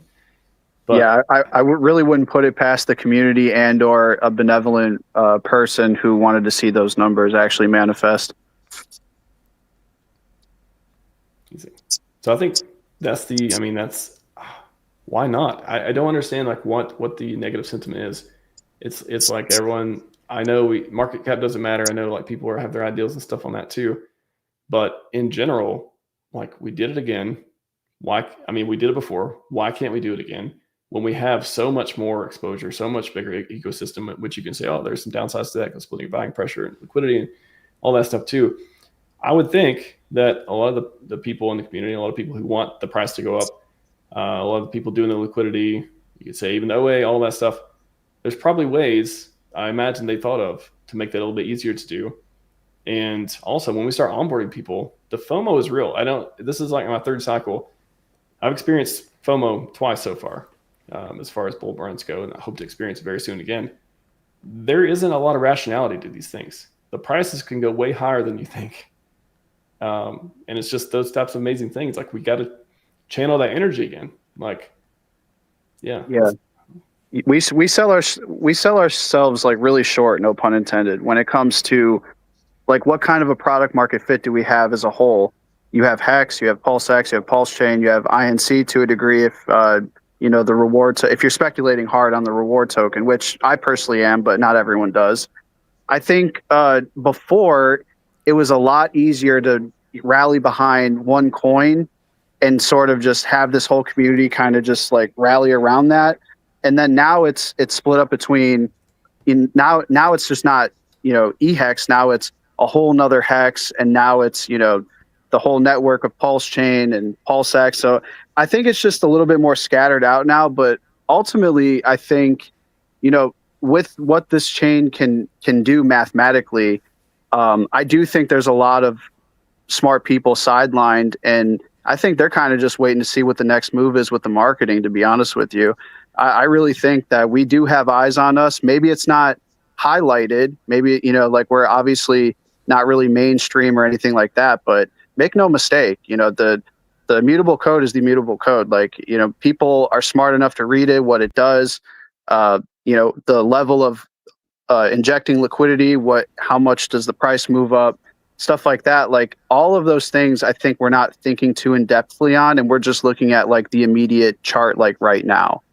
And I think if we, you know, when in doubt, zoom out, I'm very bullish on the whole entire ecosystem, but especially, you know, HEX being that catalyst that, you know, who knows, maybe it makes EHEX's run up look like chump change, you know, like who knows, like maybe this HEX on PulseChain does a 14,000x like Ethereum did its first cycle. Who knows? I think another thing is too, Richard, and you know, it might not be the most, you know, objective or data point or looking at the Uniswap AMMs or anything like that, which we've done a lot in the past. But I think a key point of like why HEX and PulseChain and all these things could go up is, I think, even partially to do with Richard and kind of what he's striving for in terms of what he said with Glory. I don't think he seems like he's the type of guy to, you know, be kind of happy or, you know, just well suited with kind of, you know, a down forever chart and everything like that. And I think he will do what it takes, whether or not it's him or whatever, you know, whatever it is. Like I think he will do whatever it takes to make sure his products are successful, and they, you know, especially I think he wants them to have an excellent chart.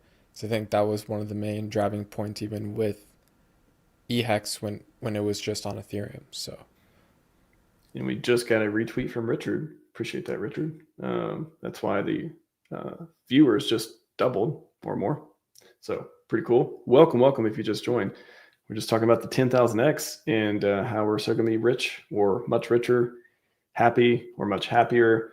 Not that there's a correlation between the two, but boy, it is easier. Was the phrase, it's better to drive better to drive a Mercedes rich or not poor. Somebody's happier. One of them are happier in the car. I forget how it goes. But Daniel, Joyful Danish, what are we going to do? Where are all the people in the chat if they get extremely rich from HEX? What are they going to do? How are they going to handle it? Yeah, it's a good question, an important question, right? Because I mean, I actually mapped out with different people and clients and so on have got the past few years. Like there is definitely things to be aware of. That is like there's one thing is in the bear market, and the other thing is the bull market, and there's stress signs showing differently in both cases. And if we look at just one of the things when it comes to a bull market, is definitely actually this sudden wealth syndrome that some of you maybe already have heard before. So besides many of the other things that maybe you're already starting to have experienced a little bit, like the greedy or overly optimistic or envy or sadness or fear or FOMO or loneliness, it can be so many things. But let's just take the sudden wealth syndrome. It's kind of the more interesting and more exciting one, of course, because that means it finally happens. Okay, the 10,000x, whatever, the big thing, the big number suddenly hit. But what is actually shown when you look into some of the studies, maybe some of you guys already heard it before. Have you heard when people win in the lottery, what does usually happens within 5 to 7 years? They tend to lose all the money because they increase the life quality, the lifestyle, but they don't really manage the money. They didn't prepare for it mentally. So we'll come back to that a little bit later. And suddenly, at some point, the money is going to be gone. But they haven't decreased their lifestyle then. So now they're actually going to borrow money. So they end up often, unfortunately, a lot of these cases where they actually suddenly get a lot of money out of the blue, they end up in debt. They end up losing the money and they end up in debt. So one of the things, because of course that was a little bit more the the downside of like, okay, so it happens, but we're just going to lose it all again. Well, we can prepare for that, we can do something. And of course, this is just going to be a little bit in an overview of one of the things that could be idea to think about and consider is, of course, to actually adjust to this, mentally prepare, like, okay, maybe you already done this, some moon math about, okay, so I have so many HEX or I have so many ink or pulse or whatever. If it actually going to reach potentially this price, okay, then I have so much. What would I actually going to do then? When it comes, for example, back to some of the lottery examples, there are certain lottery advisors, and some of them, I remember I saw some documentaries about it. They will often actually recommend people to not change their habits too much and not buy too many crazy new things. Maybe one or few big things, but still keep a lot of the stuff that you already have. So in order to make this transition a little bit more digestible, also for your mind, because otherwise this dopamine, like, oh, you can go you can go shopping all over, and you can travel and you can screw all your old social circle. You can Complimental green Lambo. Let's go. Yeah, exactly. And go to Hawaii, and there was this. What I remember, one of the cases I saw was this. He was a trash man. But if you don't know how to manage money, you will end up losing it regardless how much you have. Best investment is education. Exactly, David Morales. So that's why I'm saying that the awareness and the preparation about these topics is very essential, and this takes time. So some of the things that you actually could do is actually starting to mentally visualize, okay, but also looking at the numbers. If this is going to be reached at some point, how are you going to manage it? Of course, you can have people to help you. You can start to create an advisory team. Again, you can play with the AI, for example, give it a role as an attorney, an accountant, a financial planner, just to get some ideas, of course. Take it loosely. Don't take it 100% seriously, what AI says, but it will give you some kind of idea what you maybe should consider when you come to that point. What could be a less stressful strategy to set up beforehand, and you have to start in your mind, just as David Morales just suggested. So that will definitely be one thing to consider. Yeah, a big thing. Yeah, there's a lot to it. I mean, hopefully these are, again, all good problems to have, but definitely don't want to get a 10,000x and just be like, yeah, I don't know what to do now. Let me just party for a couple months and lose it. Well, that's why you have your HEX stakes, right? You have something that you can have the immediate gratification and then have delayed gratification at the same time. You can have stakes. You can have it liquid, however you want. I mean, it's you managing your finances, which is the primary thing of what is going to ultimately attract new users. Is that you get to take back your financial sovereignty in a way, and at the same time enjoying basically a Nobel Prize like award winning product like a time deposit like HEX. Like imagine in 4 years how much it's going to take for 10 T shares. That's what I always think about, and that's what makes me hungry to keep accumulating. Right. Sure is good. So that's another good point. Thinking much more long term. A lot of these cases, if you look into it again, and many of these lottery winners, because again, it's very relatable for many people. They have heard stories about this. They're usually not very long term thinking. Suddenly they hit their dream, but they didn't prepare for it, and now they're spending it all as fast as they can. But again, as you say, with the ladder, the HEX staking ladder. Again, if you mentally play these games of like, okay, what would I actually like to do with this money? Also a little bit more long term. Do I have certain visions? Do I have certain dreams that it will take years to actually create, but I would like the process as well? Instead of like what you said, Max, like, okay, I have the Lambo, but then that's it. And I go to some parties, but that can get tired at some point as well. Everything can be normalized at some point. Well, this is my day now. There needs to be some kind of purpose into your life still. So that's the other thing that's kind of key.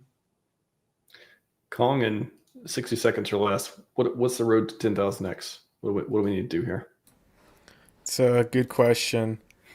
I mean, I would refer to pampy.app. Can I share my screen real fast? Go for it, yeah. All right. Pamp it up. Pampy. Yeah, I think this is one of the community-made moon math calculators we have here on PulseChain. I did a few simulations here. I think this one's just with, I'm saying just with, but the SAC reserve's currently $750 million. And if we injected 186, you get a 6,000x. We'll see what it takes to get a 10,000x out of this. But I think with some of the liquidity reduction we've had recently, it might not take as much. And typed in the wrong number there, but we'll run it up here. So yeah, about maybe $230 to $250 million. I mean, 269 gets you a 12,000x. So that's even over the target there. So can I get a konnichiwa for a 12,000x? Konnichiwa!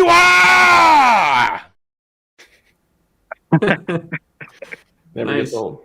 Never gets old. Shout out to Triple Dad. Send me another video too. I gotta check it out. Gents, excellent job. 10,000x. Don't give up. I mean, give up if you want. I'm not giving up on 10,000x. I think it's pretty awesome. Yeah, sell it. I'll buy it. There you go. There you go. So sell the 9,000x and get the 10,000. Oh, that would be very many gains. But maybe buy low and sell high. I've heard that. I'm not getting any financial advice, but I've heard that works well from time to time. That's all I know. All right, gents. Awesome panel. Security panel up next. They're biting. They're itching to get in. Thank you, gents, and see you later. Thanks, Max. Have a good one. Yeah, thank you guys. Bye. It always happens. I can never click the buttons right. It always happens. It's gonna happen again. 10,000x and 10,001x. Ooh, I like that. There you go. Very cool. All right, I got a stacked panel today. I gotta do it. You know what? Yeah, I'm gonna do the video after this because I gotta. Once you get 5 minutes off track, it's just everything just f's up. It's fine. Got a stack panel today. Security panel. They're gonna come here and tell you how to not get robbed, virtually, maybe otherwise. First up, Papa Boner, Jaxa. I'm itching to get in. Hey guys. Very good. That's what I was looking for. And hey everybody. I cannot pronounce your. Welcome. I cannot pronounce. Big Pack some Tom. Please pronounce your name, sir. If you can hear me. B Pack das Bomb. Hello. BBK das Bomb. Just that just bomb. that rolls Just rolls off the tongue, doesn't it? BPK DOS bomb. Okay, actually, I can roll with that. BPK DOS bomb. Okay, I'll say that 10 times now. I'll never If forget. you want the It's English BPK. version, It's dust bomb. The BPK stands for blood pack. It's just my old gamer tag. Nice.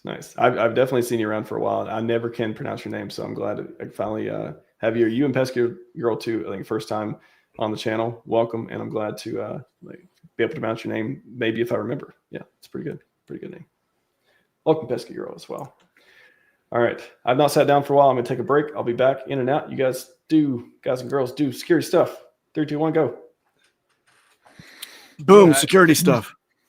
Yeah, just Do before we have a kick topic? off, we don't, but I just wanted to congratulate you on your session you done yesterday, mate. You had a 10-minute slot, and that was awesome. You covered a lot of ground in that 10 minutes. So Yeah, good job. Thank you. yeah. So sorry for reference.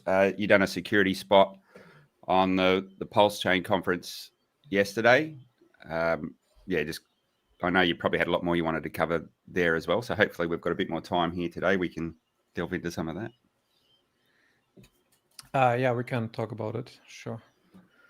I actually uploaded this segment as well. If somebody wants to watch it, just this segment. It's on my Baum Crypto YouTube channel, just as a single file. So it's easy to find. Mm-hmm. Can I just preface this with a message and the way I've seen things over the last few years? And I want to see if you guys are seeing the same thing. I'm actually relieved. Then again, we're at the kind of at the base of what we think is the bull market. But have you guys seen kind of a trend lower than the last bull run in terms of DMs and, oh my gosh, I think I've been hacked, or I've lost all my goodies, or somebody sends you, hey, this guy just lost $1 million, right? I haven't seen any of that in like weeks. Things have been trending down. So I think, as I suspect, our community is really well educated because of all of your hard work. And I think that that's really a great thing that's unique to the HEX community. HEX and PulseChain communities. So my hat, although my wife would not like me to show you my bald head, is off to you. And I think what you do is important and you've got to keep it up. However, it seems like there's evidence that what you're doing here is actually working. So congratulations. What do you guys think? I would say what I've seen change is the threat vector. So last cycle, it was all about getting people to give up their seed words. And I don't know why, because that's the one thing that's drilled into you when you get into this space is don't reveal your seed words. But I think people get socially engineered where they get tricked into a panic state and give them up. And I think that's the thing, whether that particular attack got less effective as people got more switched on, I think that's probably happened. So now the more of the attack vector is getting people to go to phishing sites, which Dustbum covered yesterday, going to the phishing sites and getting them to do an approval that swipes their funds. So bit of education to go on how people navigate around and find sites. If you're coming in fresh to an ecosystem and you go, I want to bridge in, and you go to Google and go, how do I bridge? You're going to get all sorts of crap. So people need to improve the way they filter to find legitimate sources. Actually, I want to offer a different perspective. What made me get into crypto was watching somebody get their wallet drained. And the only thing that survived the drain was the staked HEX, because the scammer didn't know how to see the staked HEX to know that it was in the wallet. And that for me was, oh my gosh, this is real. There is a way to do this safely. And I think I came in with the mindset, because I was so focused on safety, that I tried to learn safety before I really tried to learn about any coin. And if there is one piece of advice I could give to any new person coming in the market, please, please, please take time to learn about safety, about what you're investing in. Amen. Das Bomb? Yeah, can I actually show some stuff? Can we? Is somebody managing? Is it savory stuff or child particular No, stuff? it's like super spicy hot stuff. Always. Oh, yeah. I But think we need. if not, yeah. if there is no management, then I can just show it in my own frame, and then it's gonna be good. So just like smooth down here, and then we're gonna activate this guy here, and not to green screen shame you all, but isn't it great that we all got the memo to have the same green screen? Well done. Perfect. If you drop it in the chat, I'll make a special adjustment for you on live on. Yeah, okay. I can't, but okay. I deleted the view. Okay, sorry, I need a moment. Yeah, sorry. And then just wanted to add, while he's getting his technicals together, the trend that I'm seeing most is people are actually whacking themselves in their backups, mismanagement of the backups, mismanagement of the passphrase. I'm helping more people to settle that type of issue than anything else right now, which is good and bad. It means that you're missing a critical, thing that you have to remember in crypto. Don't make it too, arcane that you yourself get caught in your own trap. So make sure that your backups, and if you have a special recipe, how you've obfuscated all of your backups, that you have backed that recipe up as well. So don't trust your brain wallet. Don't make it so absolutely crazy that you can't figure it out yourself. And in terms of survivorship, make sure your loved ones have that recipe as well or can access it. Sorry, Dustbomb, I was trying to give you a little bit of time to get that together. Did it not work out? That's a really good point, by the way. Write shit down. Write it down. Have a little booklet, just clean, write everything down, all the stuff, how you got into your LP position, what wallet you use, what wallet addresses you have, what you lent or borrowed out to your friends, what transactions you have for taxes, and all this information, how to get back into your accounts, how to get into your ciphers, how to restore your backup, like all these stuff. If you organize and set everything up in advance, you will prepare yourself for a smooth ride down the road instead of being panicky or losing or just not being able to restore your stuff at some point. So, and you will be just more at ease, and you won't be able to be pestered by hackers who say, you're going to lose something, you're going to you have to do this, you have to type in your seed words here and there to restore. And this is where usually people mess up and then lose everything. And this is one example that I wanted to show. So here you go. Just before you go into your example, what you just spoke about there. So when I'm wearing my security consultant hat in my day job, what I get people to prepare is something called an ICE document. So an in case of emergency document.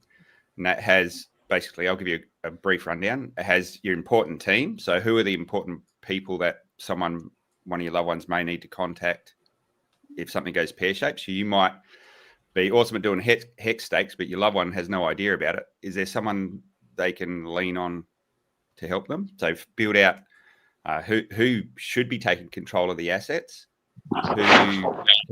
who can help with the technical side of things.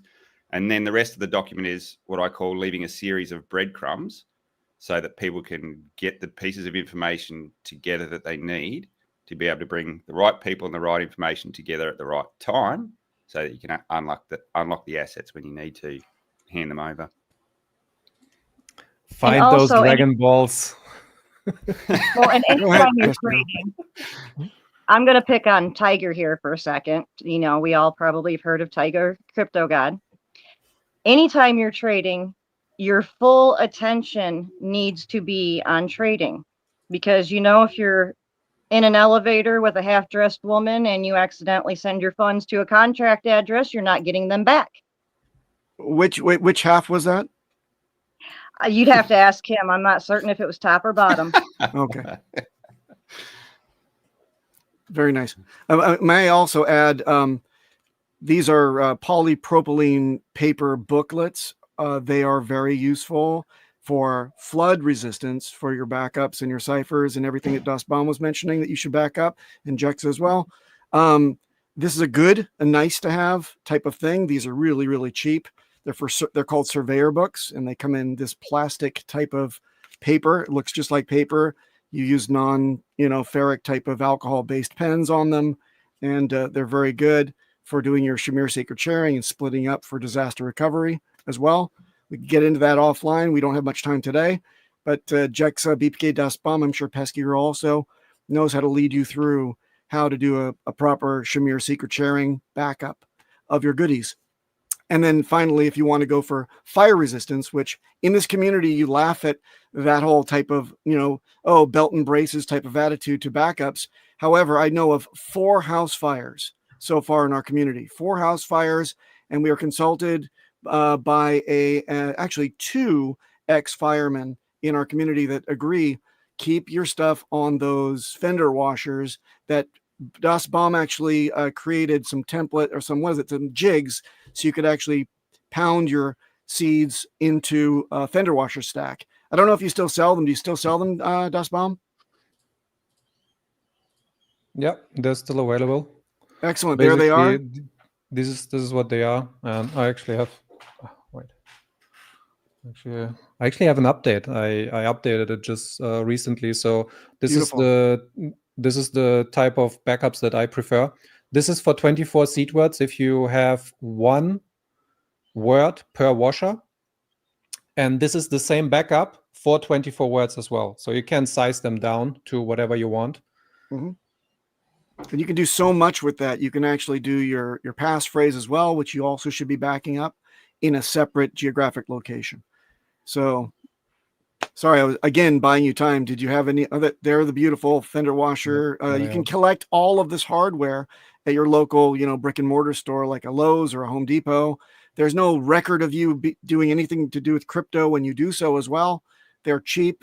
And again, if you're going to put a nut at the end of this bolt, make sure that it's a value lower in terms of the stainless steel, so that over time that bolt doesn't seize onto that nut, or vice versa, the nut onto the bolt. Well, and I'm going to pick on Das here because he touched on a subject yesterday that I want to talk about, and it's the fake streams. One that I witnessed early on, I don't know if any of you guys caught the SpaceX fake, but what happened when SpaceX stopped streaming on YouTube and only started streaming their rocket launches on X, the scammers came in and created a channel on YouTube that everybody thought was SpaceX. And when the rocket went to launch and scrubbed, all of a sudden you had this thing saying Elon was giving you, I think it was 2 Bitcoin or 2 Ethereum for every one you sent him.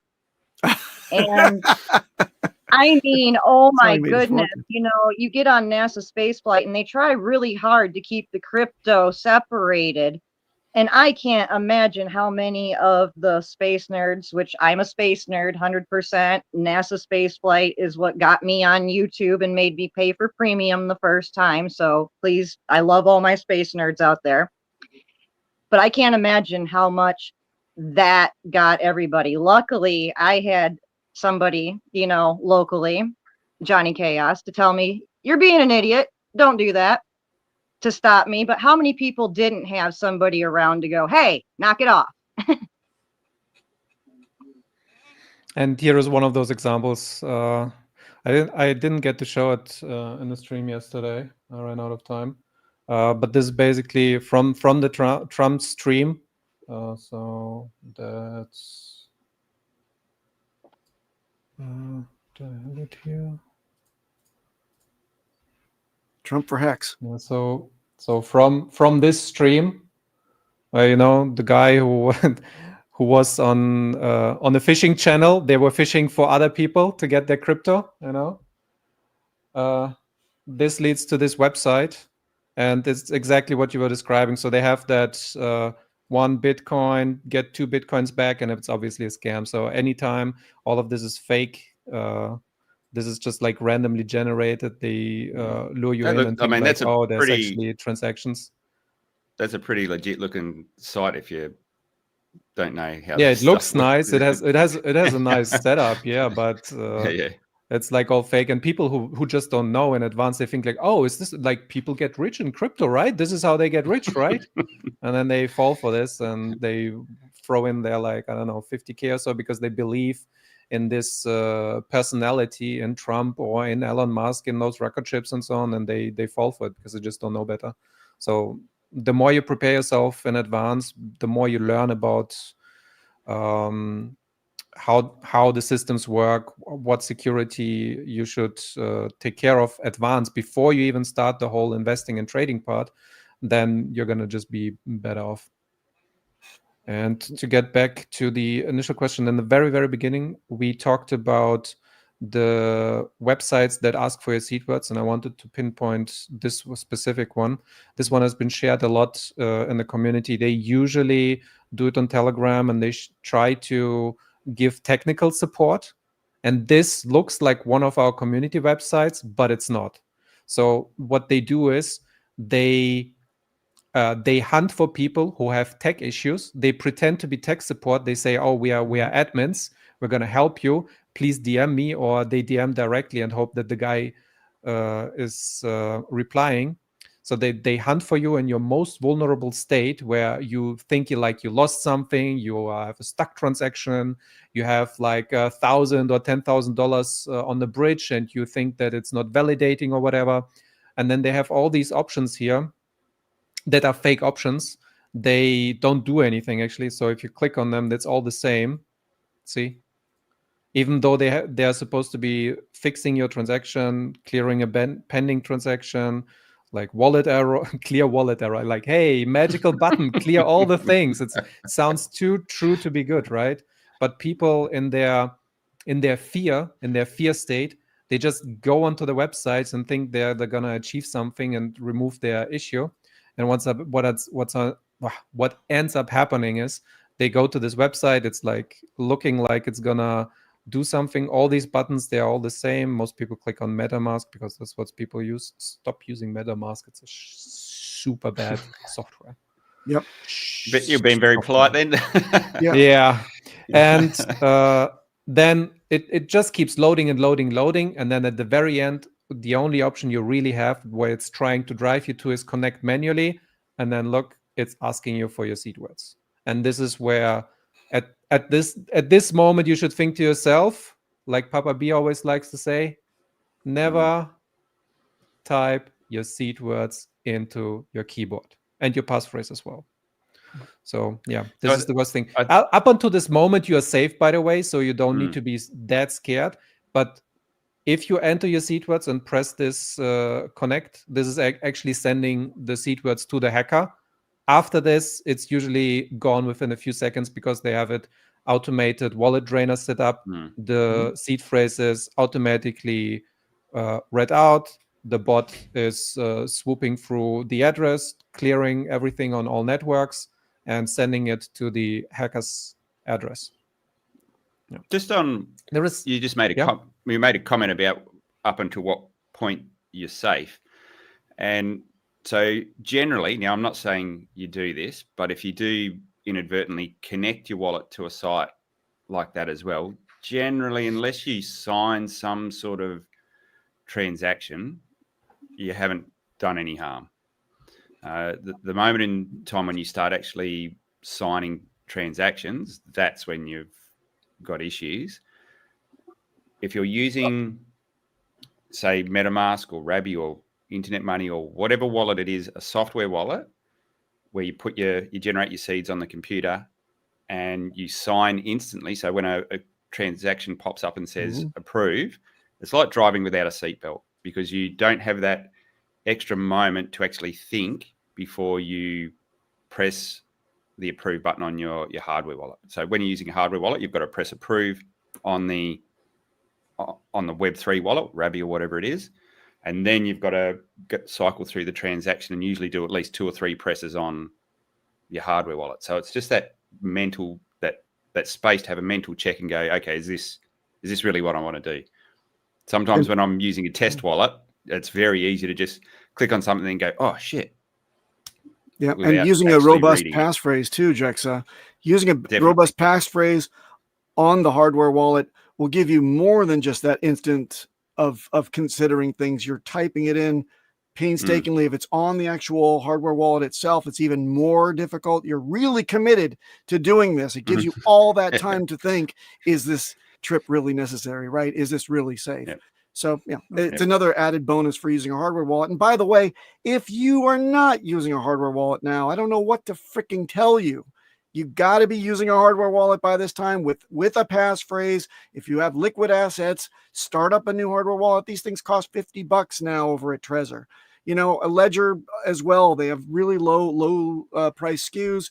If you need any help, you know, you can reach out. I'm sure that any one of the four of us would be happy to simply lead you through it or direct you to videos that we've made in the past that will lead you through it. Jexa, you run a whole service that leads people from zero to hero in terms of security as well, correct? Yeah. So I, in my day job, I wear a cap. So under the Bradshaw Knox brand, that's my website, bradshawknox.com. And yeah, that's got a whole series of videos. One in particular is like what I call crypto rapid start. And it's not about how you rush in and buy something. It's about how you set up a good security framework. And that sort of takes you through from how you set your computer up, how you harden a browser, right through to passphrases and where you can store them. And if anybody slides into the official Telegram for Internet Money Wallet and starts screaming, usually I respond quickly. Yep. Hardware wallet is, you know, Internet Money Wallet, or, you know, is probably, you know, it's got the native tokens already preloaded. The native chain is PulseChain. That's an added benefit. I do strongly urge you to use it in conjunction with your hardware wallet. So hardware, you know, Internet Money Wallet would be the skin preferred for Trezor on the back end. I think that's a great combination. And sometimes when things hiccup, I have to flip around to other, you know, browser-based wallets, but never using them in the raw, because there's something called a Mars stealer, and there's been many variations of this attack. You can pick it up from one of the sites that Das Bomb just went through as well. They may actually have it right there that actually goes to the seed store file locally on your machine, where your seeds have been stored automatically through generating this seed through the browser-based extension wallet. They collect that information and wait for you to type in your password. So it's a combination of a keylogger as well. It encapsulates that information, which decrypts the first seed store file that they collected, sends it back home, and then covers its trail on the way out. And you'll never know it until your goodies are gone. You'll say, but I did everything right. No, you didn't, because you trusted only a browser-based extension wallet, and that was the problem. So please don't. The passphrase is the thing that sets everything apart, and there's no answer to yet. We'll all keep our ears to the ground to find out if there is an exploit that someday breaks SHA-256 or SHA-512 is the pivot point, or passphrases are not effective anymore. That's not today. That's not this bull run. That's probably not the next 10 years. But if it is, you'll probably hear it from somebody in our community what the next best thing is going to be. Yes. Oh, and I can tell you. Pretty cool already. And I can tell Can I you. real quick talk about passphrases before we move on? Yes.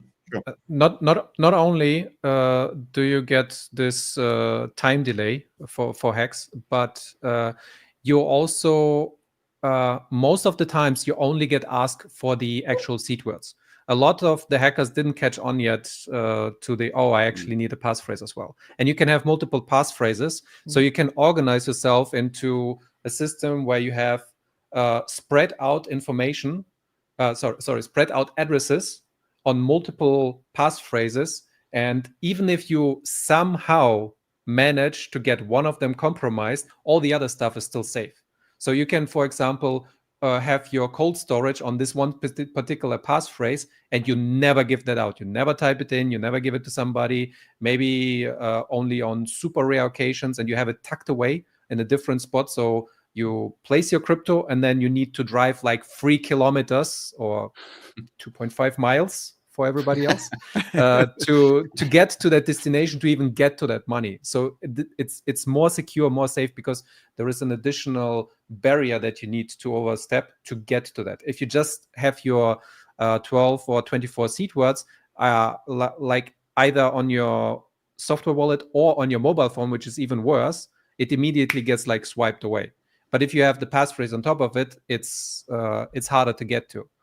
And just for everybody at home, here is what it would look like. So you have your 12 seed words. In this case, it can also be 24, 15, 33, whatever system you use. So usually you only generate this one single address derivation path, and this one is usually the no passphrase, but it's mnemonic is the passphrase, and then it generates wallet A1, A2, A3, and so on. It's endless wallets. But the moment that you type, that you change it to a passphrase of your own choosing, and it should be something that's more complicated than just Martha in this example, but it will generate a different path where it generates address B1, B2, B3. And so the hacker needs both the seed words and the passphrase to get to your wallets down here. And then you can have more passphrases, which also makes your backup easier, because now you have to set backup only one set of seed phrases and then a few additional passphrases of your choosing. And they can be as long as you want. I think Ledger supports up to 50 and Trezor up to 100 or so for opposite. It's okay. Opposite? There was the other round? Yeah, okay. Yeah. And by the way, David Morales has a great point on the chat. He says, "Oh my God, don't mention crypto on the phone. Worst idea ever." And I entirely concur. I was in the secure handset business for a number of years, and I'll tell you, for the convenience that you think you get, there's a reason that the hardware wallet vendors don't support, truly support cell phones in terms of using your hardware wallet connected up with them. You've got the browser extension, you've got their like the Trezor Suite, for example, and you've got the hardware device, and you've got the actual Windows type of stuff, or Linux as the backend when you talk about a PC. But on the phone, man, there are so many exploits for the chipset. There's so many exploits for the Android, even iOS, even the Apple Mac OS and Apple cell phone is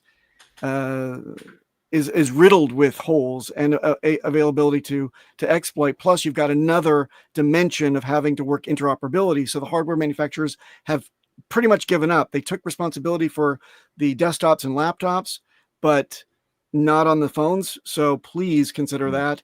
Use it in the comfort and safety of your own home always is what I would ask people to do. Onboarding, you would think, is a little bit more difficult.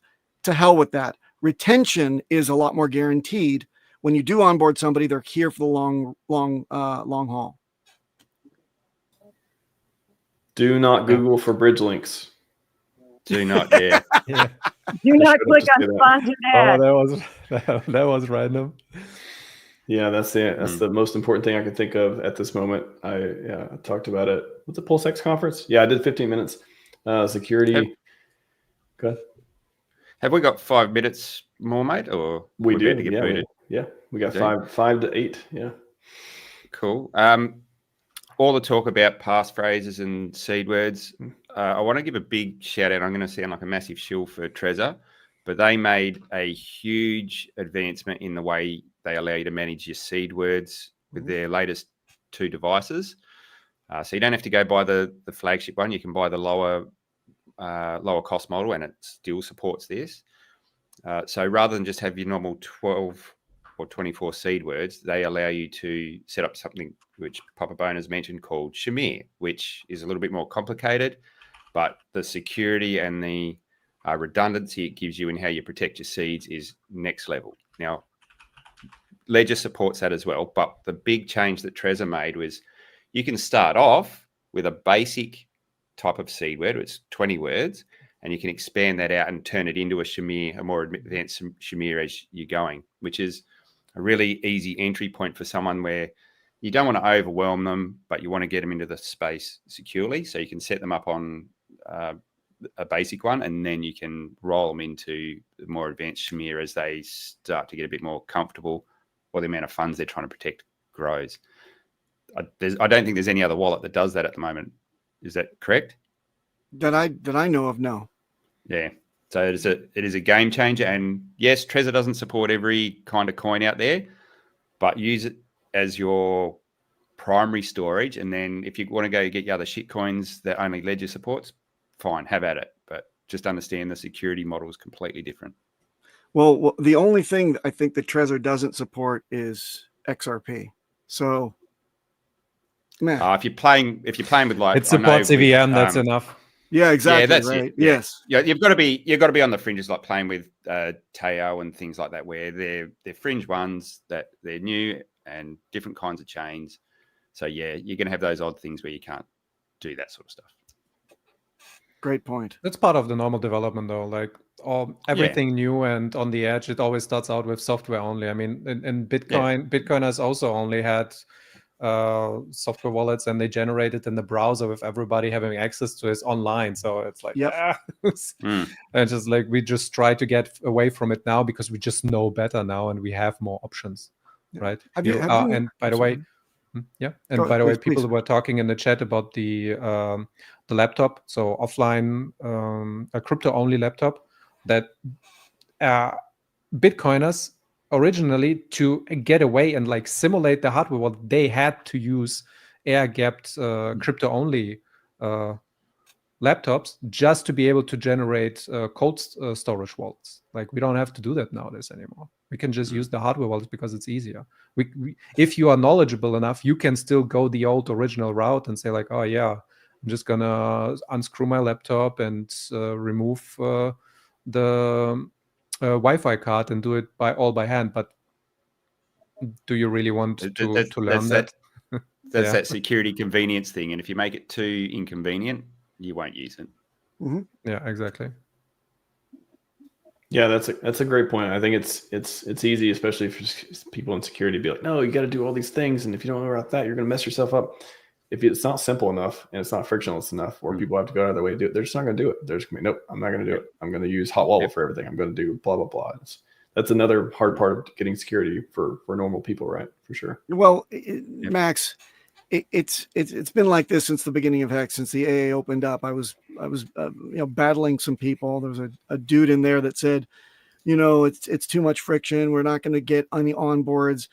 Just put it in MetaMask. And I said, look, Richard's saying that this thing has the potential of going 10,000x, and you're staking. So that means that you're pegged to that seed. You can't take it off of that seed. It's generated locally. At best, you can triage that to a hardware wallet later on. Why not start off with a 24-word seed and a passphrase now? You'll be committed for 15 years, and you want to be able to transfer that from hardware wallet to hardware wallet as well. And if you don't think that $100 investment that you make today is going to 10,000x with conviction, then what the hell are you doing in crypto? So protect it as if it's going to 10,000x. Even if it doesn't, you should be protecting it as if it does, because for all of us from the beginning, we experience that stuff. What the hex?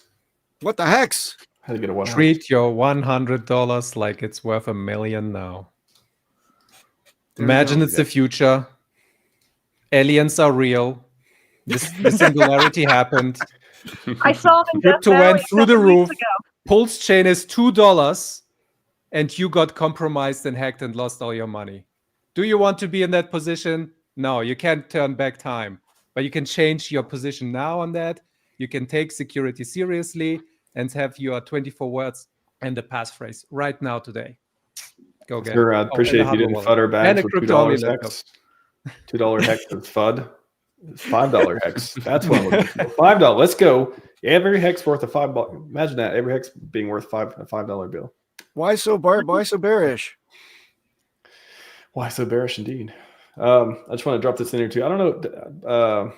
DPK DOSBomb. I went to your channel. Do you have any security playlists or PC that's the wrong channel. That's my private channel. You have to okay. go to Baum time. Crypto. He's got Security Sunday. I've been watching him since How do I- yesterday. Okay. Check out Baum Crypto. Baum Crypto, just the way I think it's spelled. Yeah, there it is. There There it The is, up second. top. Okay. The second. Oh, gotcha. You click on the channel. Awesome. And then Awesome. there is if you click on videos, you have the pre-made videos. Yeah, you're already there. Click on videos. Yep. You have the pre-made videos, which is the laptop series and some bridge stuff and so on. And if you go on live, that's where the juice is, the details. Squeeze the juice. Okay. All right. And I'm very efficient. I put in a lot of information into those videos. They're usually like 1 hour long, but they're all with timestamps, and there's like 100 topics in one video. So I go through everything itsy bitsy, and most of the questions that you want answered about security, they're already answered in those videos. Well done. I'm gonna have to watch the tangent one. Go ahead. I just made it through episode 3. They're amazing, Das, and thank you for having that out there for all of us. Yes. I've dropped the link in the chat. Of course, security playlist on the channel as well. Had Security Week a couple years ago. Feels like just yesterday. No, that was a long week. Covered a lot of stuff as well. But yeah, it's a crypto security playlist. All the stuff. Every time a security thing happens, somebody's wallet got hacked. If I talk about it on live stream, I usually clip it and put it in here as well. So great. Got a lot of great security resources. By the way, Das Baum also showed on his talk yesterday how even his channel can be spoofed and people can be led to the wrong place. So please double check exactly where you're going with Das Baum stuff. Because as you get more popular out there, like he's got all these videos and access to all this good security stuff, make sure that you're going to the right site and that nobody leads you astray and wants to comment and drag you to a private room or something, especially when he's maybe not manning the Telegram chat or something like that. He's become kind of a spoofed person, so be careful. And in case you think that somebody's leading you through, it's also wise to get a second opinion. Reach out to somebody else. Somebody else that does security maybe on this panel or elsewhere. If someone DMs you, you can ask them to DM you on another platform to see if they're a scammer or not. 2FA on platform, social media. Boom. Interesting. That's good. Right. If anything feels wrong, back out. Yep. I always ask for them to ask me to verify that I'm me, to show dick pic, and then I put up a picture of Richard Hart. Right, that's my favorite dick pic. Tricky. There's a tricky. Can you bring up? Can you please bring up that one comment from Tron22? Tron22. There we go. Yeah. I have my tokens in Ruby. In what other wallet can I put my seed words to recover those tokens? That's a horrible 2-hour session that I see coming up. Yeah, this question alone is all the wrong things. You need to look into security and how things work from the get-go. You need to understand how wallets work. You need to understand how wallet addresses generation works and so on, how RPC settings work. Please go onto my channel and look through the videos that we just linked, especially the very first video. It goes through the basics. You need to learn that so you understand what you're doing. The short answer for you is go get a hardware wallet and copy those seed words only into the hardware wallet. Stop using Ruby as your base wallet. Go get a Ledger or a Trezor. I don't care which one. And then you can start managing your tokens in there. And ideally you get 2, so you can get one that is not compromised yet, because your current seed words might already be compromised, and you need to transfer the or if you don't have any like hex stakes or anything like that yet, maybe you just transfer from your Ruby wallet onto your safe new hardware wallet seed words, so you can be good with that. But yeah, get the hardware wallet first and watch my first video on my channel. It's going to cover all your questions, which we cannot cover right now. If you're going to set up a new hardware wallet, learn about passphrases first. Yes. Sorry. It's in my video. Yeah, it sounds like in the question too, just for people that are watching as well, it's something they're trying to go from one wallet to another, which it's all kinds of complexities there, but yeah, hardware wallets, hot wallets, learn all about it. We got a ton of content in the community. Hopefully make it as easy for you as possible. But yeah, And just to touch on this for any newbies watching, the tokens do not live in a wallet. They live in a blockchain. Your wallet is just the key ring that opens the lockbox that lets you play with your tokens. And once you have your seed words on a hardware device, you can also just nilly-willy change your software wallet if you don't like it anymore. Because it's just the interface. Nilly-villy? What? Nilly-vanilly? What? Maybe it's a German-only term. I don't know. I'm used to saying we say willy-nilly. Willy-nilly. Okay. Willy. Yes. He got it. All right. Hex security panel. Good job. Thanks for having us on. Thank you. Thank you, Max. Stay safe. Pleasure seeing everyone again. Appreciate seeing you both first time as well. Tune in for my sessions tomorrow on how much PulseChain is going to be worth and HEX is going to be worth tomorrow. Bullish on same time tomorrow. Let's do that 10,000x overnight. Oh, I've got better than that. Did somebody say 10,000x? HEX is not complete. Project not complete. Do not the same thing. Promise returns and go build something. How much X is Bitcoin up? Yeah. 1,000x over a penny. Who's designed to replace fiat currency? Back to the 10,000x. Smart fucker I am. Everyone else cries and whines like a little bitch. 1,000x over a penny. Who's designed to replace fiat currency? Back to the 10,000x. Smart fucker I am. Well, then it was fucking designed. 10,000x, it's impossible. How can he do that? Listen, you stupid fucks. Everything else is up higher. Bitcoin to 2 million x. $1,500 fucking dollars. And we're live. Hey, I was just listening to that. All right. I'm going to go. Goodbye, everyone. Oh, you're listening? Okay. See you later, Bill. Do you want me to hang around? No, you don't. Yeah, hang around, buddy. You like HEX, right? I've been known to like a hex or two. Yes. If you'll have me, am I bashing into your next thing? No, everyone. This is a HEX panel. Everyone's free. I put in the chat. You're free to come on for the HEX panel at the end of each day. So yeah, you're welcome to stay if you want. Well, right on. Thanks. I don't need a marriage anyway. There we go. Cairo, how's it going? Getting hydrated. Going great, Max. Going great. Now that we're here in the new studio, there's going to be a whole lot of new stuff coming from this channel. So all you guys out there that like the brutal hunt of all the bears, well, you're going to enjoy this channel a lot more. I'll tell you that. It has grown. I've seen you like double in subscribers in the last few weeks, I think. So well done, man. Putting out content. Thank you. Putting it out. Like your swag too, like the shirt and the necklace goes with it. I can find my necklace. Yep. Gotta be dressed for the part tonight. I haven't worn this thing in a long time. Let's see. There we go. Oh, you got a gold one there, huh? That is gold. That is 14 karat, 14 or 18. One of those, I believe. Yeah. Is it Mr. RG3 going to be on with us here? Somebody's got to send him an email or send him a DM. I don't know. I sent him a link, but yeah. I don't know if you can actually have two people with bandanas on the same stream. Nope. I think that's like crossing. That's like crossing the paths. It's like two fedora. Yeah, two fedora is the same thing, right? Yeah. The idea it'd be the discount substitute RG3 here.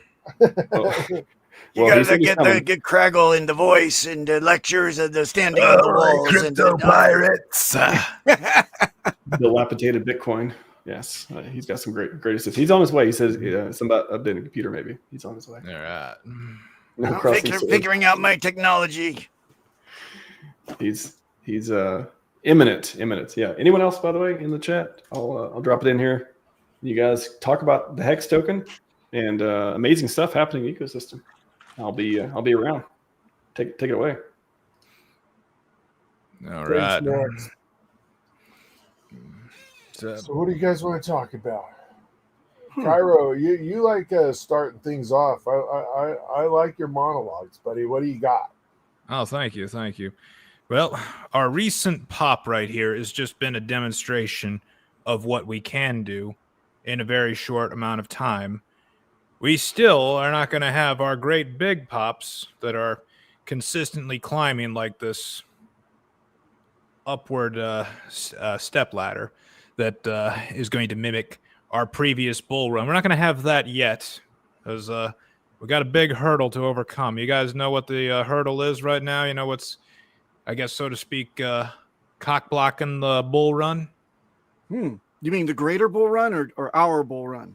Well, both, really, because it's all just dominoes. It's all just a line of dominoes. I mean, we need the first ones to fall before we can have our dominoes fall. Interest rates. Interest rates, absolutely. We have interest rates that are just way too high, and I say it all the time here, that 10-year treasury being over 4%, we're not going to have a bull run until that thing comes down. The good news is it will come down. The bad news is that the guy who's responsible for helping it bring it down really doesn't want to do it. And by that, I mean good old Jay Powell. He just doesn't want to get this thing moving along. And I know he has his reasons, but I'm curious, like, what do you guys think about this right here? Because I'll tell you, like, a lot of these people that I have the debates with, it seems like either they totally forgot or they just never knew what it was that caused these bull runs to begin with. And hey, welcome, Captain. Hey, what's happening? I just got thrown in here, didn't I? Yes, Hello, you everybody. did. Welcome. Papa? Hey. What's happening? All right.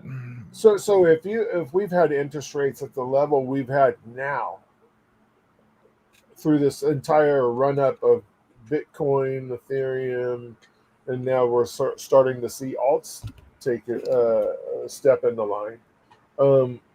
Why have we got to this level with the interest rates being what they are now? Okay, good question. I mean, first, like, what is it that you think has caused Bitcoin and Ethereum to have the performance that they've had now? Do you think that is the typical dominoes that fall during a bull market? Because I think these are all new dominoes that got started earlier, such as the ETFs, the institutional money flowing in, the government finally being nice to it.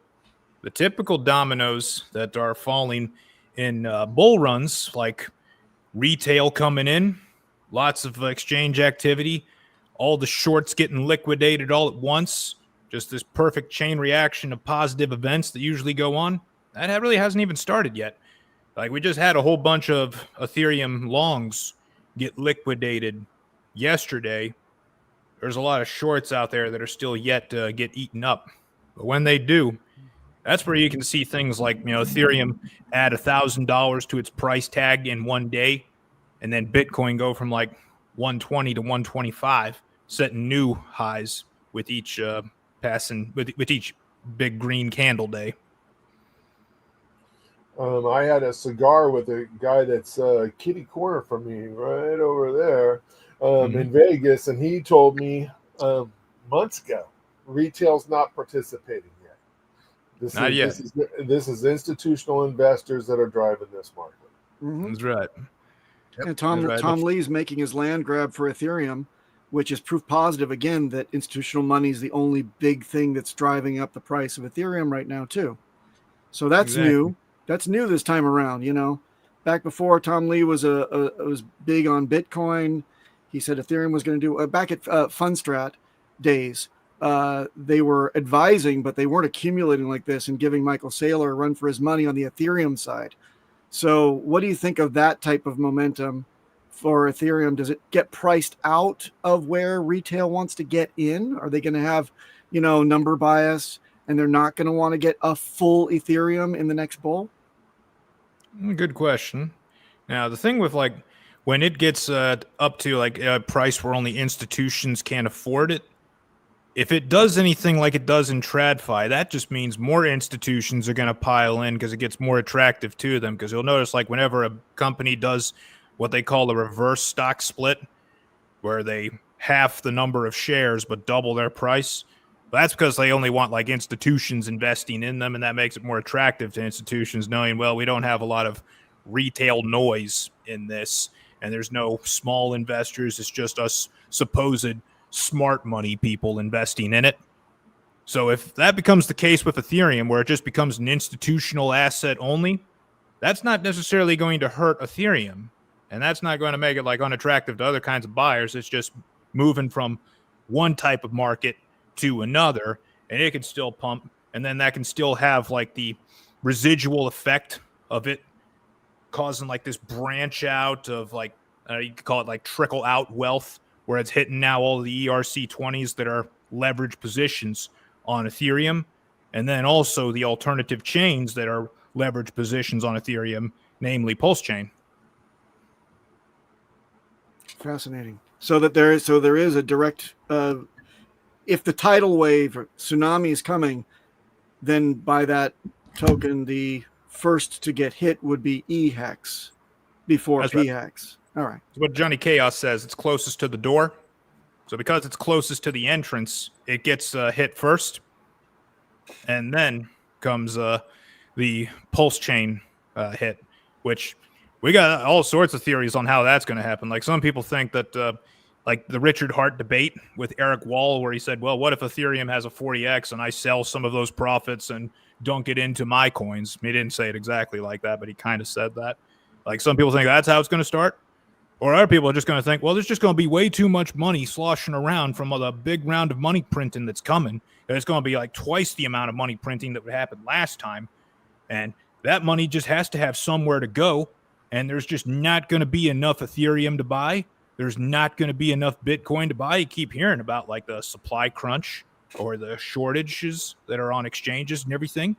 The money has to go somewhere. So it's going to look into alternative chains. Like first it might go to Solana and pump that ecosystem up again. Then it might actually go to Cardano and make something happen there. And then maybe it goes to Sonic or these other chains that just aren't like very exchange easy, friendly, user-friendly type things, the real degen stuff like the world we play in. And when they find out that, oh, hey, but there's a possibility that we already have tokens on this alternative chain that this guy that no one knows where he is. This guy founded. He's in a movie, wears a Gucci tracksuit, but man, he gave us free coins. You know, let's go claim those right here and just see if there's anything to this. That is going to also be another domino in our favor. So some of those free coins worth $1,000. Exactly. They're a lot more attractive now than they were when the announcement was made. The Pulse Wrap Bitcoin, that's gone through the roof. That's You right. got that for free over here. Mm-hmm. Yep. How many of those you have, Captain? I don't talk about my bags.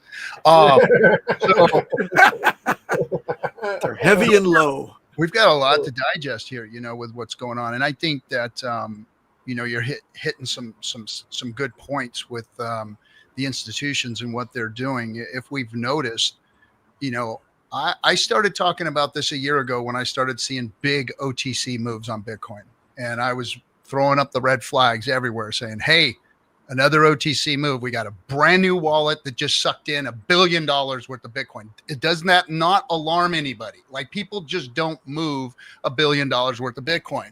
So all of this stuff has been OTC, and that's why we've not seen retail. I think they've been keeping it so hush hush, so on the down low. Even the news hasn't sparked anything really major as far as retail goes. And we haven't seen retail FOMO in. It's just been all these institutions, OTC, buying all of this Ethereum, all of this Bitcoin. And yeah, some of it has been catching up, obviously, with Bitcoin going up to 120K, you know, but it wasn't following the buys that was going on. It was all happening after. And with what you were talking about, the, you know, the TradFi world with the macroeconomics, with you know, them holding off on interest rate changes, you know, they're obviously on the Fed side looking at the future as far as, hey, if these tariffs, you know, cause more inflation and the money printing goes, then we could be in real big trouble at that point, you know. So I know that there's reasons why they're holding off. So to all of our dismay, of course, but there's a lot of stuff going on here that is just unknowns. But crypto is just so pulled back. The kinetic energy is so freaking tight right now. And you were talking about everything else being scarce. On top of that, Hex and Hex on both chains is extremely scarce. So it's following along with it. And so when this thing does finally, the bow does finally get released, that kinetic energy is going to send this thing to a different level. And I think that this time around is going to be about price action, because look at how Hex has been set up, where staking at this point almost doesn't matter to people because of the yield and where the yield's at. But everybody should be wary of that. There's a reason for it. And you just explained it. You just explained how the scarcity and what the market is looking like out there. And when this thing does move, it's going to move so fast in one direction and change the prices of everything. Everything is going to change drastically. Ethereum's going to change. These institutions aren't in this to lose. They didn't climb into this thing at this level to lose. They're going to win. They're going to make their money. So I think that these blue chips are going to freaking do some amazing, crazy shit. And of course, with that, our ecosystem is going to do some amazing, crazy shit. This is going to be a bull market of bull markets, in my opinion. This is going to change crypto. Everybody who's in now that are us plebs, that aren't institutions and all that, it's going to change your freaking lives. I mean, it's going to be, this is going to be the moment that the biggest transference of wealth actually happens in crypto, in my opinion. Oh, definitely. I'm curious, what do you guys think of, like, what's caused retail to stay out so far? Like, I got my ideas here, but I'm curious what everybody else thinks. Why is retail not here yet? There's no easy way in. Okay. They're not running around the playgrounds with Robinhood, all the 14-year-olds trading crypto right now. That's not happening. Yeah, I would agree with That's that. what was going on in the last bull market. Was everybody had Robinhood app. Everybody knew how to buy crypto, but they didn't know how to sell any of it. They didn't know how to get out. They just knew that they had to get in, and that was put the app on, boom, you're buying right there. And everybody had that, and that's why it mooned in the retail sector so hard, so fast, because they had an easy way in. And I don't think that really is existing or being marketed right now. So I went to the movies yesterday with one of my triplets, right? We went and saw Godzilla. And he's actively trading on Robinhood. And he had bought Solana on Robinhood at $18. And Robinhood put an automated sell order on that somehow. And he called customer service and couldn't figure it out. But it sold his freaking Solana at like $50-something before it went to the 140. And he couldn't figure out why it happened. And nobody would tell him. Hold on a second. You're telling me you got a triplet that's using Robinhood on his phone and he's buying Solana. Correct.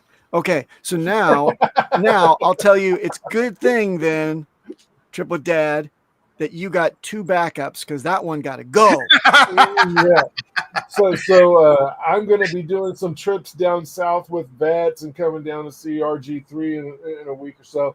But when I come back, I said, in about 2 weeks, boy, when I come home, we're going to go have dinner and we're going to go over a plan. I'm going to start trickling you some tokens from PulseChain and teaching you how to set this up. But yeah, we had that talk.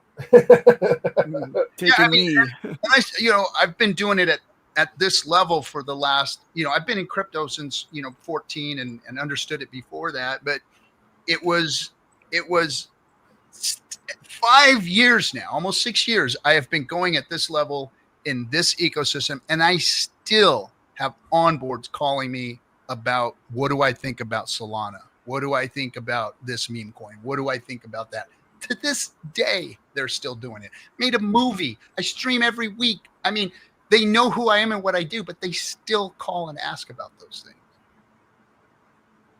Because that's what they're hearing at lunchtime. That's what they're hearing when they go out and meet with their friends and family members and stuff elsewhere. That's what they're hearing. So it's, the narrative just doesn't go away. And to answer your question, Cairo, on the other side, I think retail might be still a little spooked with this parabolic move, right? They might think that they're a little late, right? Okay.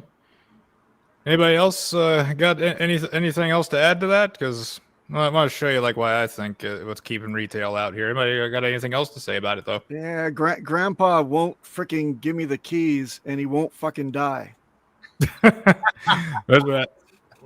That's right. Like the large transfer from boomers to the next generation is delayed here from like how resiliently long they are living here. But here's something that I think is really doing the trick here to us. I'm going to share my screen with y'all.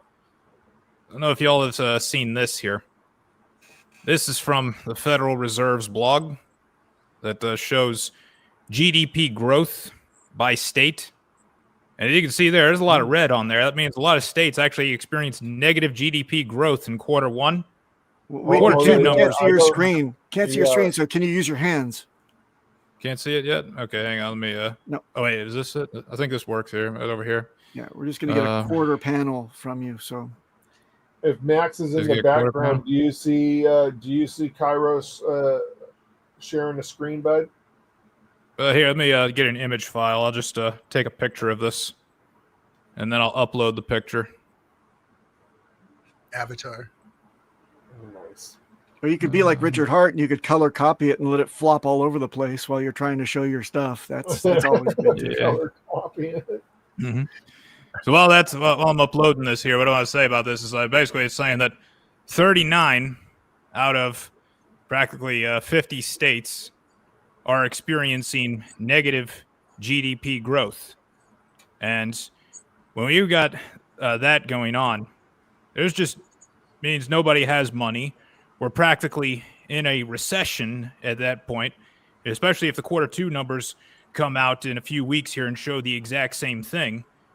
And then, like, how can we expect anybody to be plowing money into crypto, which they still believe is incredibly risky, and expect to, hold on to it during like the volatile days, particularly like the past few days have been pretty volatile for our ecosystem and really the market in general. How can we really expect people to do that when it seems like the whole country, or at least a big chunk of it, is in a recession? I mean, when I look at this chart right here, it says 39 out of 50 states had a negative GDP, and the average GDP was a negative number across the board. And this is not from Market Watch. This is not from Zero Hedge. This is from the Federal Reserve's own blog. But I look at this as good news because you know how they're constantly saying, oh, we just have to wait and see and gather more data, which is really just JPOW speak for, I don't want to do nothing yet. Here's their own numbers here saying, hey, the economy's in trouble. Why are you not cutting? They're going to have to cut at some point. And maybe they'll delay it in another meeting, but the longer they delay it, the more powerful the effect is going to be of that cut. Yeah. Is that data is right? 39. Oh, there it is. There's the graphic. Beautiful. There you go. 39 states, 39 out of 50. Right. Gentlemen, I don't know, Cairo, if you're old enough to remember this. RG3 and Triplet Dad, you guys must remember about 11 years ago that it was floated in Congress by Pelosi that 401ks should automatically be turned into municipal bonds. This would have been a revolution. This would have been a civil war type of episode if that were the case. Could you imagine that all those people would be broke, their 401ks would be liquidated? Yep. Which practically are already anyway. Yeah, true. True. Yeah. We hear keep like the worst stepping over episodes that I think would turn into a civil war and just kind of going, that doesn't really matter. I would have thought we had been in 3 civil wars by now, but not the case. Yeah, I got to tell you, like the worst states, there's a couple of them. About 5 states had a negative 6% on this chart. And then like the good states, like my state, Florida, well, it's good. It's not that good. It's only a positive 1.4. Which is like crap growth. Yep. Most of the positive ones are actually, it's under 1%. It's a positive fraction of 1%. So even the good is not that great. So across the board, the growth was actually negative 0.64. So if we have another quarter like this, that's officially a recession. The good news is, though, by the time you hear that we were in a recession, we're probably already out of it. because they come out of they report it 3 months late. Yeah. And even though and they're late on this California- one anyway, I think. I think we really, I mean, those numbers right there are right at recession level. You know, they are right. So, like you said, we'd be out of it, and we'd be lowering the interest rates, and it would be that kinetic energy from, like you said, the interest rate lowering right now at this point would just, it's going to send things. I mean, everything's going to send, and it's been a long time coming. Everything's been bunched up, bound up, and waiting, and it's going to move. It is going to move, and it's going to move to the upside. It is going to move to the upside. Yeah, absolutely. And this really shows we really do need that money printing to kick off, like quantitative easing or just much lower interest rates. We need that money printing here, because what this tells me is that nobody, at least on retail side, has the money to push into crypto and push into our ecosystems to push those prices up. So that money printing, and those printers turn on, great. But until then, we're going to be sideways like we've been for the past year, really.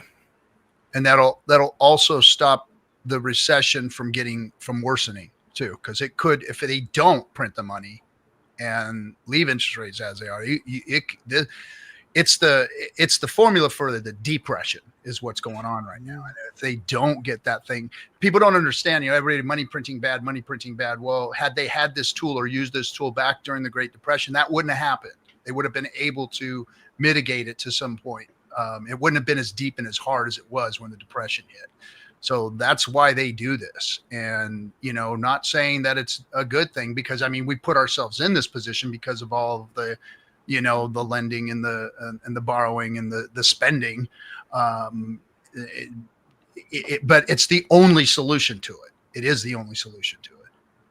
That's right. Like, there's a good explanation for it. Like, I think the best explanation is the Ray Dalio video on how the economy works. It's a great video, great animation. Everything really explains it. And like, even though I consider myself like a pretty fiscally conservative guy, austerity is not going to save us anymore. Because like, if we cut the deficit, if we like fix the deficit, not by like increasing growth or taxation or increasing like revenues to the government or anything, we just stopped the federal deficit and eliminated it by cutting spending, you would have a negative GDP for that entire year, because a big chunk of GDP actually comes from deficit spending. We would actually end up with like a negative 5% GDP if we all of a sudden got conservative and did some cutting.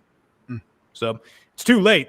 It's too late to try and fix this broken system. Best thing we can do with it is just try to use what's left of it to make ourselves rich, and that way we can pack our bags and then expatriate to Thailand or something. I got a question. Something just occurred to me, and to bring this back to HEX, do you reckon that as a microcosm, that the OA staking and cutting the issuance rate, the APY on the HEX contract, do you think that that's one step, one step further than we see the economy actually being fixed? Do you think that was the ultimate, answer? Is it by the cutting of inflation and giving it only to those that are still locked up and in the system? HEX has that answer, but the economy of the United States does not have that extra dimension, that extra thing in the bag to play, an extra card to play. I think so, go ahead, RG. You got something? Go ahead. I think it's 4 steps. If we look at Bitcoin and what it does with the halvening, that's what it does to itself every block height that hits that close to 4-year mark or whatever, it resets itself and does that easing. And I think that HEX, the way the OA set this up, it's 4 times the amount of what it's like 4 halvenings basically is what has happened here. So it's done an even better job than the code of Bitcoin has done. So the OA has actually, created that effect 4 times over what the Bitcoin halvening is. And that's how I see it anyway. And of course, you guys, it's done also with PulseX rewards as well, right? Those rewards were cut, and the way that those hex stakes were put out there by the OA, it wasn't one big chunk. So he can play with the level of interest that we receive with these stakes over the period of time. And if EES is one of those, it brings a little bit of that yield back. Most of that hex goes right back to the OA. Some of it goes to the people who are brave enough to stake during this period of time. It's a pretty fascinating system. It's like a wise Fed, then, basically. And it has options that Bitcoin doesn't. Richard's kind of Jerome Powell right now, right? he's a wise Fed, yes, a wise, competent Fed. And it's an option Bitcoin doesn't have. Bitcoin, no matter what, at the block height, it happens. That's when it happens. And no matter what, and we can see the chart and what that does. Look at all the charts, all of the historical charts of Bitcoin. You put them all next to each other, and they all do exactly the same thing. After the halvening, we see the bull market come in, 18 months or so afterwards, whatever. And with what has been done here with the OA, it has options. It's given itself even more options to adjust that. And it has the option to throw that in or not throw that in, or do it at a certain level, or, lower it back down, or raise it back up, or lower it back down. So having that option, I think, with the OA is brilliant on, built on top of HEX, and not having it built into the code like Bitcoin. Again, proofs HEX is a better Bitcoin. Yep.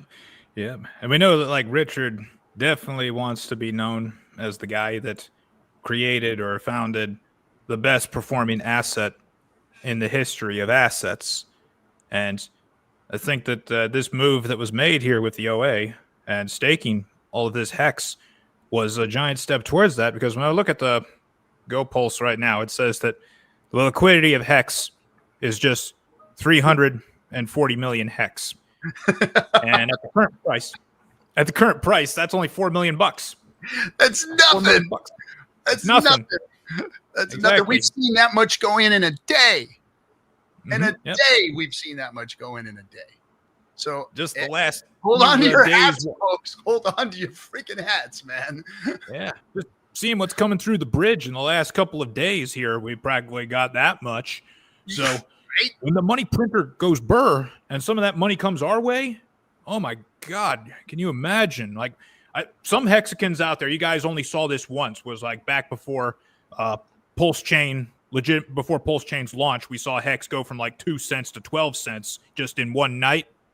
What you're going to see coming up here is going to dwarf that. It's going to dwarf that. Yeah. Hey, I'll say it again. Been saying it for freaking almost 6 years. People will be stakers. People will be waiting in line for your HEX, and you guys will be able to name the price. That is what is about to happen. And everybody's going to be looking on Ethereum, and our calling card is there. When HEX runs out over there, it's going to be on PulseChain for people to come and purchase. It will be there waiting for them. The greatest onboarding tool to PulseChain that we have is EHEX. Period. End of story. They're going to see it there first. They're going to watch what it does there first, and they're going to want some of that on PulseChain. Mark my words. People are going to be standing in line for HEX. It is going to become so freaking rare, you just won't see it. It's going to be gone. People are waiting in line. All right. Like, with like the last 5 minutes that we got here, what we should do is we should go around the panel and say, where can people find you? What do you got coming up? What do you got going on? And then maybe like, let's see, you can do perhaps like a prediction, a price prediction on your favorite coin. We can do that, or you can say, well, if you don't want to give like a price prediction, you can say, well, here's when I think the real bull run begins. So, how about do that? How about you first, Papa? You're on. I'm on the top where I hate to be, of course. Yes. Right. You can find me on the What the Hex show. We're on every Thursday at 10 o'clock Hawaii time. That's, let me see, noon Pacific. And, for you East Coasties, figure it out. Otherwise, you can, if you follow me on X, then you can DM me with any problems that you may have for security situations that you have, any panicky type of situations. We want to put those to rest. Make sure you get back on the horse, face the right direction, and not losing your goodies. So that's me. And as far as what catalyst for the big thing to happen in all of crypto, I think that first rate cut, which I think is probably baked in for September meeting, that'll be something. I think that we just saw a warning shot over the bow with the bridge, the funds that just came over the bridge. Interesting things to keep us all thinking and sneaking about and debating about. You saw the ripple effect, the run up in the community, and those funds didn't even do anything yet. So I think that more of that, and of course the mailers. When the mailers hit those people's nice little hot little fingers, they'll open them up, and I think that that'll also have a huge effect on HEX and PulseChain. Nice. You can find me at tripletdad007 on Twitter. I've been building quite a few things over the last couple of years. We've put Steakhouse out there, which is built on top of HEX. Almost everything that we've built is built on top of an RH ticker. And we're going to do a little bit of explanation and fire up a stake live tomorrow during this conference, which is awesome. Doing it live, baby. The other thing, you can also find me live in person at HEX meetups around the West Coast. I like to go out and visit these people 100%. If it's within 500 miles of my house, I'm a driver. I'll go. Fire up a cigar, roll down the windows, head out to the event. I agree with you, Papa. I think that September sounds like a good time frame due to the rate cuts. I know we have a ship coming in with 200,000 different things in it, or mailers in it, and I know there's a bunch of containers following that, right? This is the first of many. We have the bridged money. We have, I believe, some green candles that will follow those mailers or coincide with them. I think this is not a mailer only marketing plan. It would be a wasted opportunity if it had one facet. All right. Captain RG3 on all the socials. Discourse Syndicate is the channel that we stream on every Friday night. Thursdays we're doing Burn It All with cigars and crypto talk, and so you can find us there. But hey, everybody, look, it's coming. It's here. The bull run is setting in, and HEX and the PulseChain ecosystem is set up for greatness. If Bitcoin did 3 million plus X, and HEX has only done its first 10,000x, where do you think the possibilities are? HEX is better than Bitcoin, period, bar none, hands down. It beats the crap out of its technology. It just hasn't caught up yet. The marketing hasn't caught up yet. It's coming.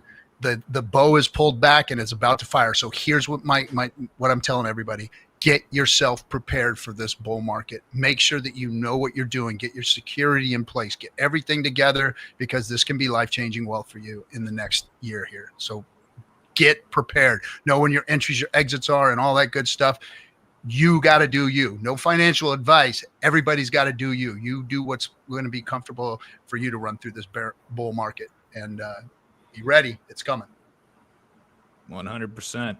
But I got a whole lot going on for me this week. Tomorrow night, I believe that we got a special X Spaces going on with Tam Tam. I forget exactly what it's called, but I think it'll be like tomorrow night at 7. We're gonna be doing some X Spaces, and you'll be seeing a lot more of me this week here at Hex Week, and be seeing more of me on YouTube. I got a great YouTube video up there for anybody that is tired of hearing this narrative, this myth that, oh, there's just way too many coins out there, so we're not going to have a powerful bull run because it's all diluted. I take that myth and I just rip it into pieces so that whenever you see somebody pushing that, you can just take this link to my YouTube video, put it right there, and I guarantee you within a few weeks, we're never going to hear this myth ever again. That's going to be over with. So check me out, Crypto Cairo Hex on YouTube. You'll be seeing a lot more of me here because of all the positive feedback I've gotten right here. Moved into this new studio. I'm going to take YouTube a lot more seriously here. Then we'll also be working with Tam on her Richard Hart University. It's actually a Hexagon University. Hexagon University, yep. So I'll be pushing that. And like as far as like when do I think things are going to get going? Yeah, I kind of agree with everybody. If they do the rate cut here in September, then absolutely that's going to happen. There's still a chance that like J-Pow could pull the rug here. Like it won't be a surprise on the day. We'll see like the CME will start declining their belief that it's going to be going down because it's still a whole month away here. There's still a lot that can happen. But the longer they push that out, well, the more powerful the effect is going to be when it finally goes through. And one coin that I don't mind giving a prediction for just because it's its second cycle here, I'll give a prediction on HEX. I think that if Ethereum does what I think it's capable of doing, HEX can easily go to $7 a coin. Woo! That's like a 55,000x. Stop flooding my bags, bro. Let's go. Nice meeting you, though. Why so bearish? Yeah. Yeah. Could do more. Could do more depending all on what Ethereum does there. But just thinking of like, Ethereum, if it went to 20,000, which I think it's very capable of doing, then absolutely HEX would be at $7. Love it. That's a great. I got to go clean myself up after that. One more piece. Super bullish. Love it. One more piece. If y'all have been following the SAC, SAC. I had something for this one. The SAC trail. I don't know. Recent developments on the bridge and all that stuff. I was reminded. I just sat down and looked at this, and PulseChain Validator had a really good tweet. You often get a better deal by buying PLS and HEX by splitting your funds across stables. That is exactly. Did I not have the? That's what we saw happen with CryptoSolve's tweet. I don't know. I have it in front of me right now. About the funds and stuff that got bridged in. They got split between a few different ones. Here we go. Split between ETH, DAI, USDC, and USDT. So if anyone remembers when the clips started clipping last year, they were clipping. And I saw that. I was like, whoa, that's a very interesting point. Could we see more clips imminent? I do not know, but I'm excited to find out. Very, very fun. $5 million came in.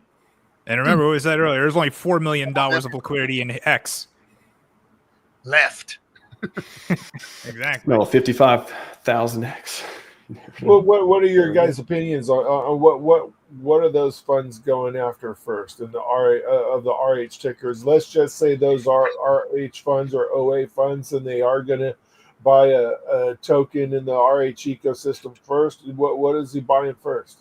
This is Hex Week. PulseChain. Nope. Gotta get PulseChain just to maneuver. PulseChain Hex. Yeah, we can't see your hat, buddy. So I'm going to do this. I know. I'll do this. Yes, for you can do that one. And then I'll do that. Oh yeah. Yes. Yeah. I mean, he's got to buy PulseChain just for gas. Maybe PulseChain Didn't first. he get some free coming over the bridge? It's probably Yeah. Yeah, some free, but you want to do like larger transactions with that large amount you got right there. You're going to need to buy a little bit more PulseChain than just the free giveaway. Liberty Swap, if you see anyone bridge over hundreds of thousands or millions of dollars, please send them some PLS that can transact on our chain. That'd be great. Hold on a second. Yeah.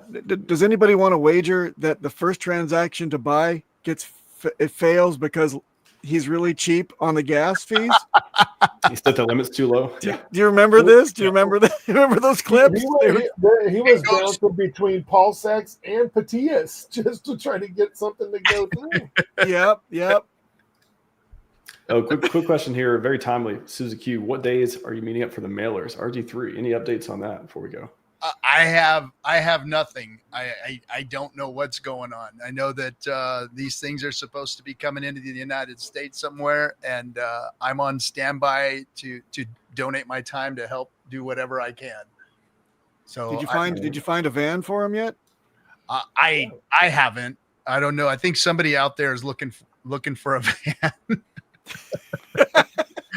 Last I one need that shirt. I need the shirt. Somebody's looking for a van. It's got a van photo on it. You got a van? Anybody got a van? Isn't there, I think there's a donated van that's coming over to help out. Yeah, that's pretty awesome. Hexicans are the bestikins, man. This Yeah, is great people. what I have found out is that it's a grassroots effort. It's all volunteers. It's a foundation behind it that has put it all together, and brought Hexicans into the fold. And they've got a Telegram room that they're all chatting in to get it all done. And that's what's super cool about it, is that it's Hexican effort once again going out there and making it happen. And I know Richard gets a lot of shit for well, why doesn't Richard do this and Richard do that? Richard's done his part, man. He made this stuff for everybody, and it's our deal to go out and market it to the world, to take it to the world, to stream, to teach, to educate, to make people literate in what DeFi and what Richard has done is. He's done his part. And so get off of his back, go out there and do your thing. If you're complaining, you ain't working enough. You got That's right. Go out there and find that 2013 Sprinter with low gas mileage and one owner and very little rust and white, please. Thank you. The four most powerful words in crypto. You do the work, listeners. You do the work. Yeah, I know RG3 and SJ have talked about and covered a lot, and that's why I want to pose the question as well. So exciting times. Maybe SJ will have an update at some point as well. They may hop on, I think Friday on the panel as well. So Hexico, if you're not bullish, I don't know what else to tell you. Watch more Hex Week. I don't know what to say. Not bullish, you're dead. Hope to see you down there, Susie Q, if you're going down there. Susie Q is awesome. I've seen her at every conference, the highest the stakes premieres, all that stuff. I ran into her at a Bitcoin convention. Yeah, she's awesome. And I brought my RH cutouts, and she was taking pictures with RH cutouts at the Hex, the highest the stakes premiere. It was pretty cool. Hey, back to the Tam Tams space tomorrow. I'll be on there too. RG, Cairo, will see you there. It's going to be a lot of fun. Let's get everyone to show up in the community if we can. Spread the word. Tam Tam is a very positive force in our community. See her, tweeting out all the time. Yep. Great new thing. She's giving more, and we got to be there to support her. Yep, that's right. And I can confirm she's not an AI like a lot of people think she is. She's actually a human being. And she's onboarded some of the. I mean, she onboards dentists and doctors and surgeons, and I mean, she is an onboarding machine. When she asked to help with the spaces. She's out there just killing it, tearing it up. She's got people with big bags that have come in. Just wait until she onboards proctologists. That'll be the shit. I knew. Oh, don't you wish he smoked cigars so we could have him on our show? Papa Boner Classic. All right, everyone. That's all we got for you today. Scivive 5555, and here comes some memes. See you tomorrow.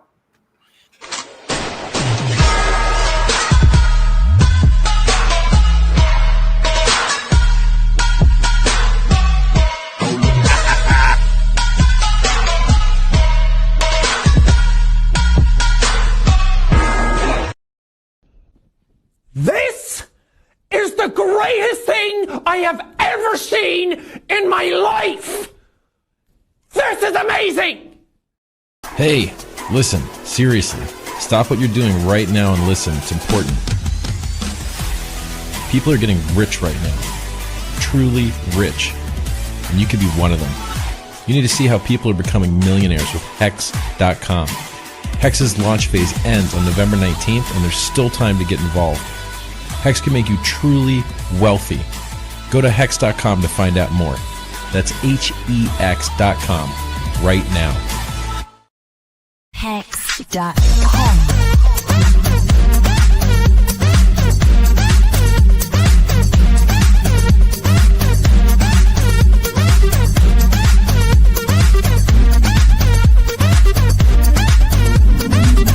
This is HEX. This is HEX. Yeah. This is HEX. This is HEX. Yeah.